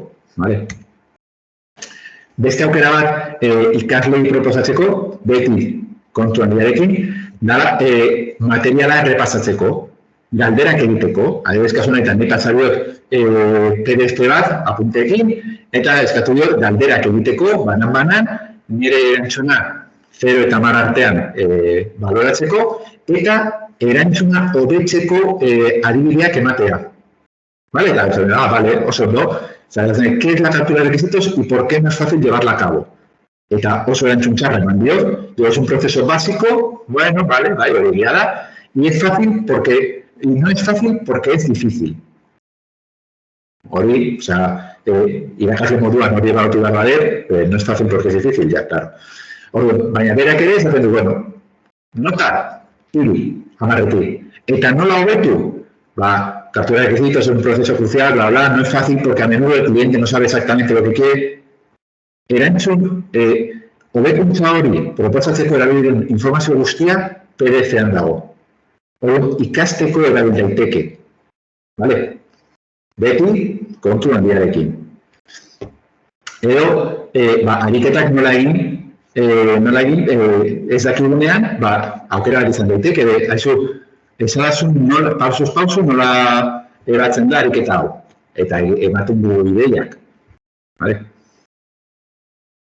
Eta azkena da, adibidez, bibliografia lortzeko, eta hemen bai oso importantea dela, segun eta Z3 erabiltzen dugu, adibidez, chat 3.2 erabiltzen badugu, bere entrenamendurako informazioan bibliografia hori ez bazegoen, asmatuko du. Asmatzen ditu. Hor ematen dugu, bi referentzia horiek ez dira existitzen. Aldizkariak bai. Autoreak ez dakiz, smith.j, auskalo. Baina, aldizkariak bai, eta oso egokiak dira, aldizkariak kasunetan eskatu dut uso dela IA generatiba en educación, eta aldizkari horietan artikuluak egotea hori buruz, zentzua dauka, zentzuzkoa da. Baina, justo, referentziaren ez dira existitzen. Zeren, ChatGPT 3.5 entrenatzeko erabiltzen informazioan, ez egon olako bibliografiarik. Berak, ez du ezagutzen eta asmatzen du. Baina, beste tresna bat erabiltzen badugu, internerako konexioa duena, nolabait esateagatik, interneten bilatzeko gai dana, adibidez, ChatGPT 4.4, hor bai, zeren berak bilatzen du interneten bere, naiz eta bere ereduan entrenatzeko erabiltzen informazioan ez egon, bilatzen ditu interneten. Eta hor bai, hor ematen dituen estekak, referentziak existitzen dira, eta ematen digu esteka konprobatu ahal izateko. Oso importantea da konprobatzea. Ezin ditugu hartu hor agertzen denak eta zuzenean jarri dokumentu batean, zure igual ez dira existitzen, baina honek ematen dugu aukera konprobatzeko. Hor ere, kontra. Bibliografia ChatGPT egin du. Bueno, zer ChatGPT? ChatGPT 3.2, ChatGPT 4, desberdina da, eta bat fidagarriagoa da, eta bestean segurazki asmatu egin ditu, eta ez dira existitzen. Kontuz.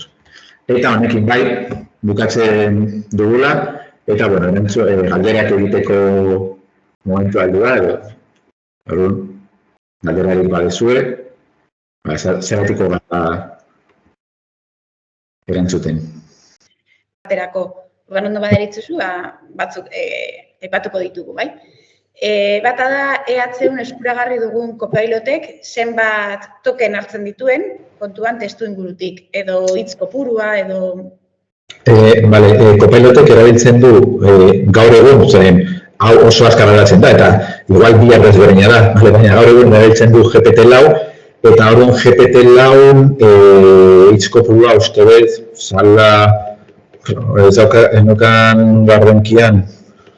Ez que gardenkian ez egon, nik ez duen gogoratzen data, hori... Vale, ChatGPT lau egunta goitan sortzi, baina, bueno, beste galdera bat egiten zuen biterran bilatuko dut. Bai, beste galdera da, grado mailerako lanetan, fakultate baten kasuan, ez dakit fakultate izango dan, egiten dituzten lan gehiengoak, kasuri gehienetan bibliografikoak dira. Orduan gogoeta egiten ari gara nolako memoria edo presta dezaketen honen gainean, eta bueno, gure iritzia eskatzen digute edo zer. Ni ez naiz ausartzen, zeren, nik ez dut ezagutzen arlo hori, ez dakit zenolako grado mailak egiten dian, eta ez dakit nola aldatu daitezken grado mailako lan horiek beste modu batera egiteko. Nik horretan, arlo horretako adituak egin beharko lukete adituak. Bai, nik esan dezaket esperientzia apur bat. Nik behintzat, baina guk egiten duguna da, azterketa bibliografikoa eta bibliometrikoa gai baten gainean. Orduan horretarako metodologia zehatz batzuk erabiltzen ditugu, prisma eta metodologia konkretu batzuk. Orduan, hor bai, eskatzen diegula, baina masterrean, egiteko bilaketa bibliografikoak eta bibliometrikoak inteligentzia artifizialarekin dauzkaten erramienta batzuekin, konkretuekin. Eta gero, behiak ere azaltzen dute, jasotzen dituzten testu guzti horiek begiratu behar dute zeintzu diren benetakoak eta zeintzuk ez, erabiltzen dituzten erramienten arabera batzutan ez dira egokiak. Lehen aipatu da bezala, konsensus erabiltzen dugu horretarako, bilaketa horietarako eta nahiko egokia da, baina ordaintzekoa da. Eta gero egiten dieguna da, aztertu ditzaten datu horiek metodologia konkretu batzuk erabilita, ikusita metodologia horiekin basailagoa dela inteligentzia artifiziala erabiltzea edo inteligentzia artifizialaren erantzunak ez dira beti egokienak. Hala ere hori da, jakin beharko genuke apur bat gehiago zer, eta gero beste gauza bat guk fakultatean egiten duguna, eta kontatzen dizuet, sin más, da, gradio amaierako lan guztietan eskatzen diegu sinatzeko dokumentu bat ardura hartzen dutela ez dutela inolako plagiorik era konstientean behintzat egin. Eta beraiek hartzen dutela ardura plagioa topatuko bagenu tribunaletan. Orduan, nik uste dut pauso txikitxo bat dela ere hori, hartzeko beraiek ardura. Esatea, herramienta asko dago, plagiorako bideak badaude, baina hartu zazu ardura egiten baduzu tranpa gero, ondorioak edo ere onartu beharko dituzu, ez? Ez dakit asko lagundu dizugun egia esan galdera horri, baina, farmazia fakultatean egiten duzuela, orain ikusten dut, nik hori egiten dugu, bibliografia prisma erabiltzen dugu, eta horretan zailagoa da, metodologia sartzen dugu barruan. Ez dakit oso lagungarria izan den behar bada, astiroago hitz egin da gauza gehiago buratu zaizkigu. Nire arloan guztiz ezberdinak dira programerako lanak, orduan. Ez nazai pentsatzeko nolako moldaketak egin daitezke nolako lan batean. Duk bezala luego hori egin dugun lehenengo gauza izan da, eskatzea beraiei ardura hori. Ez dakit, emaitzak esango dizkizuet amaitzen direnean defentsak. Baina, behintzat ardura hori beraiek konstiente izateko, ez dakit. Ez dakit asko erantzun dugun, sentitzen dut, ez bada horrela. Galdetzen dute ere bai, gaurkoa grabatuta geratuko den, bai, gaurko materiala grabatuta geratuko da eta bidaliko zaizu, ez dakigu exactamente noiz, baina bidaliko da emailez, eukin dezazuen eskuragarri, bai bideoa, bera, grabatuta dagoena, eta baita ere erabili ditugun filmina hauek edo. Orduan, bai, bidaliko zaizu emailez. Noiz, denbora batekin behar bada. Hor, dago beste bat, Copilot aplikazioa lortzeko zer egin behar da. Copilot erabiltzeko daukagun lizentzia da EH-ko kontuarekin Microsoften badaukazue, badakizue dagoela aukera kontua eta korreoa eta Teams erabiltzeko eta hori Microsoftekin, edo kanpoan egoteko, orduan. Zuen kontua Microsoftekoa bada, nola da esateko, orduan, ja Copilot erabiltzeko aukera dezue. Baina erabiltzen da nabigatzaileen bidez. Edo copilot.microsoft.com elbidean, hori da bat, erabiltzeko modu bat, edo nabigatzaile batean Bing bilatzailea erabiltzen badezue, bilatzaile desberdina daude, Google da gehien erabiltzen dana, noski, baina Bing ere badago, bing.com jartzen badezue, eta hor, Bing bilatzailean ere daukazue aukera Copilot erabiltzeko eta zuen kontuarekin saioa hasteko informazioa babestuta egoteko. Baina ez dezue inori ezer eskatu behar, Officeko kontua badezue. Eta ez badezue, hori bai, kaun eskatu behar dezue pasatzea zuen kontua Microsoftera. Hor ikusten dute erantzun duzula bai 128 token erabiltzen dituela eta bai, da guztu norbait leheno jarri du, bai, mi esker. Bai, bueno. Eta gero, estik berri hori jartzen du rektoretzan galdetu duzuela hori aurreko galdera hori eta guri galdetzeko. Behar bada hitz egin dezakegu zuzenean eta errezagoa izango da horrela bururatzen zaigun zer gehiago. Horrela orokorrean, nire gauza horiek bururatzen zaizkit eta gero ez dakit hori ze, hemen, gero plagio gisa ulertuko genuke hori, zein plagio gisa ez dugu ulertzen. Osea, nik ulertzen dut plagio gisa, ez baduzu, azaltzen nondik egin duzun eta nondik atera dituzun gauzak, ze referentzia erabili dituzun eta kasu honetan, erabili esan daiteke ere, inteligentzia artifizialetatik ateratako informazioak direla. Hori bai, informazioa begiratu zazu egokia den, ze, klaro, hor gerta dilitekeena da, ez dakit oso ondo zera mota egin daiteken, baina gerta litekeena eta nik ikusi dudana da, lehen aipatu dugun bezala, batzuetan eskatzen duzunean bibliografia, erantzuteko programatua dago hori, batez ere ChatGPT 3.5 eta horiek. Orduan, erantzuten dizu edo zer gauza, osea, esaten dizu, bale, Pixelbit, bai, ez una revista, agertzen dana, hezkuntza teknologiari buruzko azkenengo gauzak, bai, baina artikulu hori ez da existitzen. Nazten ditu, orduan hor kontu zibili behar da eta ikusi behar da, konprobatu behar da zer aurkezten den. Eta gero, nik zuen kasuan oso zera bada eskatuko nuke ez. Nondik jaso dituzue referentziak? Erabili dituzuen herramientak, zelan erabili dituzue, ze galdera mota egiten dituzue, edo ze badago beste kompetentzia bat orain asko ibiltzen ari denak komentatzen eta dela prontak eratzeko edo eraikitzeko kompetentzia bera. Prontak dira egiten diren galderak.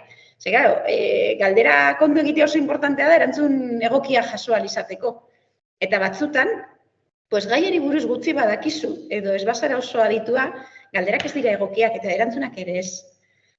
Askotan esaten da inteligentzia artifizialaren gainean, eta hori nik uste dut itineraitik argiteratu zuen artikulan agertzen da, inok ez genuen matematikaren oinarria ahaztu edo ikasten utzi, edo gehiketak eta kenketak ikasten utzi, kalkulagailua agertu zenean.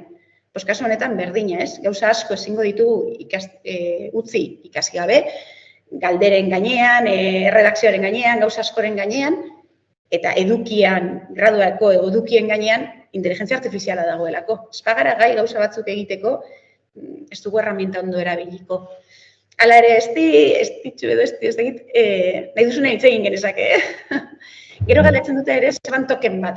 Bai, Ibon, token da, olako tresnetan, erabili ditzazkegun, galderak egiteko erabili ditzazkegun informazio kopurua neurtzeko neurri, hau da, tokenetan neurtzen da. Orduan, ikusiko duzu olako tresnei buruz hitz egiterakoan, ikusiko duzu batzuetan, ChatGPT 4o dauka 128.000 tokeneko lehioa, eta besteak dauka 96.000koa. Hori da, batean, informazio gehiago sartu dezakezula zure galdera egiteko momentuan. Hori da tokena da, normalean egiten dena da, transformazioa da, hainbat token, edaki zenbat hitz. Horrela, 1000 token, gutxi gora bera, dia 750 hitz, gutxi gora bera. Eta, Luisa, galdetzen duzu zergatik dagoen desberdintasuna, ChatGPT 4ok eta Copilotek emandako erantzunen artean. Hori da, ChatGPT 3.5, 4o eta olakoak, azken finean, eredu desberdinak dira, informazio desberdinarekin izan dira entrenatuta, eta modu desberdinean. Vale? Eta gero, noski, erabiltzen dian teknikak denborarekin hobetzen dira. Orduan, gero eta hobeto erantzungo dute eredu hauek. Vale? Orduan, adibidez, ChatGPT 4o da OpenAIk ateratako azkena, orduan, suposatzen da, dala onena, vale? Eta Copilotek erabiltzen du ChatGPT 4, dala aurrekoa. Orduan, Copilotek ez du erabiltzen eredurik berriena momentuz. Igual bihar bertan jartzen dute, ez dakit, hau da, lehen esan dugunez, hemendik 15 egunera, hau sartuta egongo da, itzaldua sartuta egongo da. Orduan, denboraz jongo da gauzak aldatzen eta suposatzen da hobetzen. Baina gero, naiz eta atzetik eredu berdina erabili, GPT-4 edo GPT-4o hobetzen, gero, tresna bakoitzak, eredu bakoitzak, ChatGPT ereduak, hau da, elkarrizketak izateko prestatutako eredua eta tresna desberdina da ChatGPT eta Copilot. Horregatik ere, erantzun desberdinak ematen dute. Hau da, demagun, beste modu batera azaltzeko. Demagun, Urtsa eta biok, galdera bat erantzuteko, entziklopedia berdina erabiltzen dugula. Erantzuna desberdin izango da, zer du pertsona desberdin gara eta bakoitzak erantzun dugun modu desberdin batean. Naiz eta erantzun hori sortzeko informazio berdin erabili. Hau da, holako tresnetan gertatzen da ere. Naiz eta atzetik GPT-4 erabiltzea edo GPT-4o biak erabiltzea, gero bakoitzak modu desberdin batean dago finduta eta entrenatuta erantzunak emateko.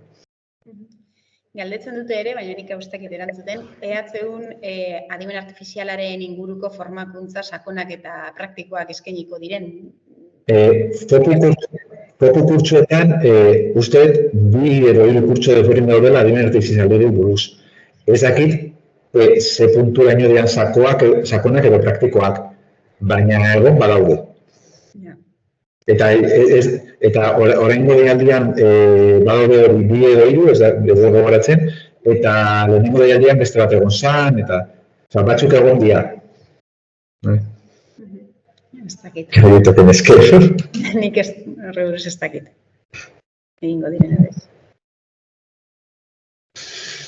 Gehiago, galderarik edo iradokizunik edo gogoetarik, azken finean horretarako, asmoa hori zen ez, apur bat gogoeta ere bultzatzea, eta aztea apurtze bat pentsatzen eta bideratzen, guztion artean, apur bat zelan egin hau, guzti hau. Zakit gehiago dagoen, edo norbaitek parte hartu nahi duen zuzenean, hauz. Ematen du ezetz. Bueno, ja, bazkaltzeko ordua ere badata. Bai. Oan gozez. Mila esker eta nahi duzuen arte.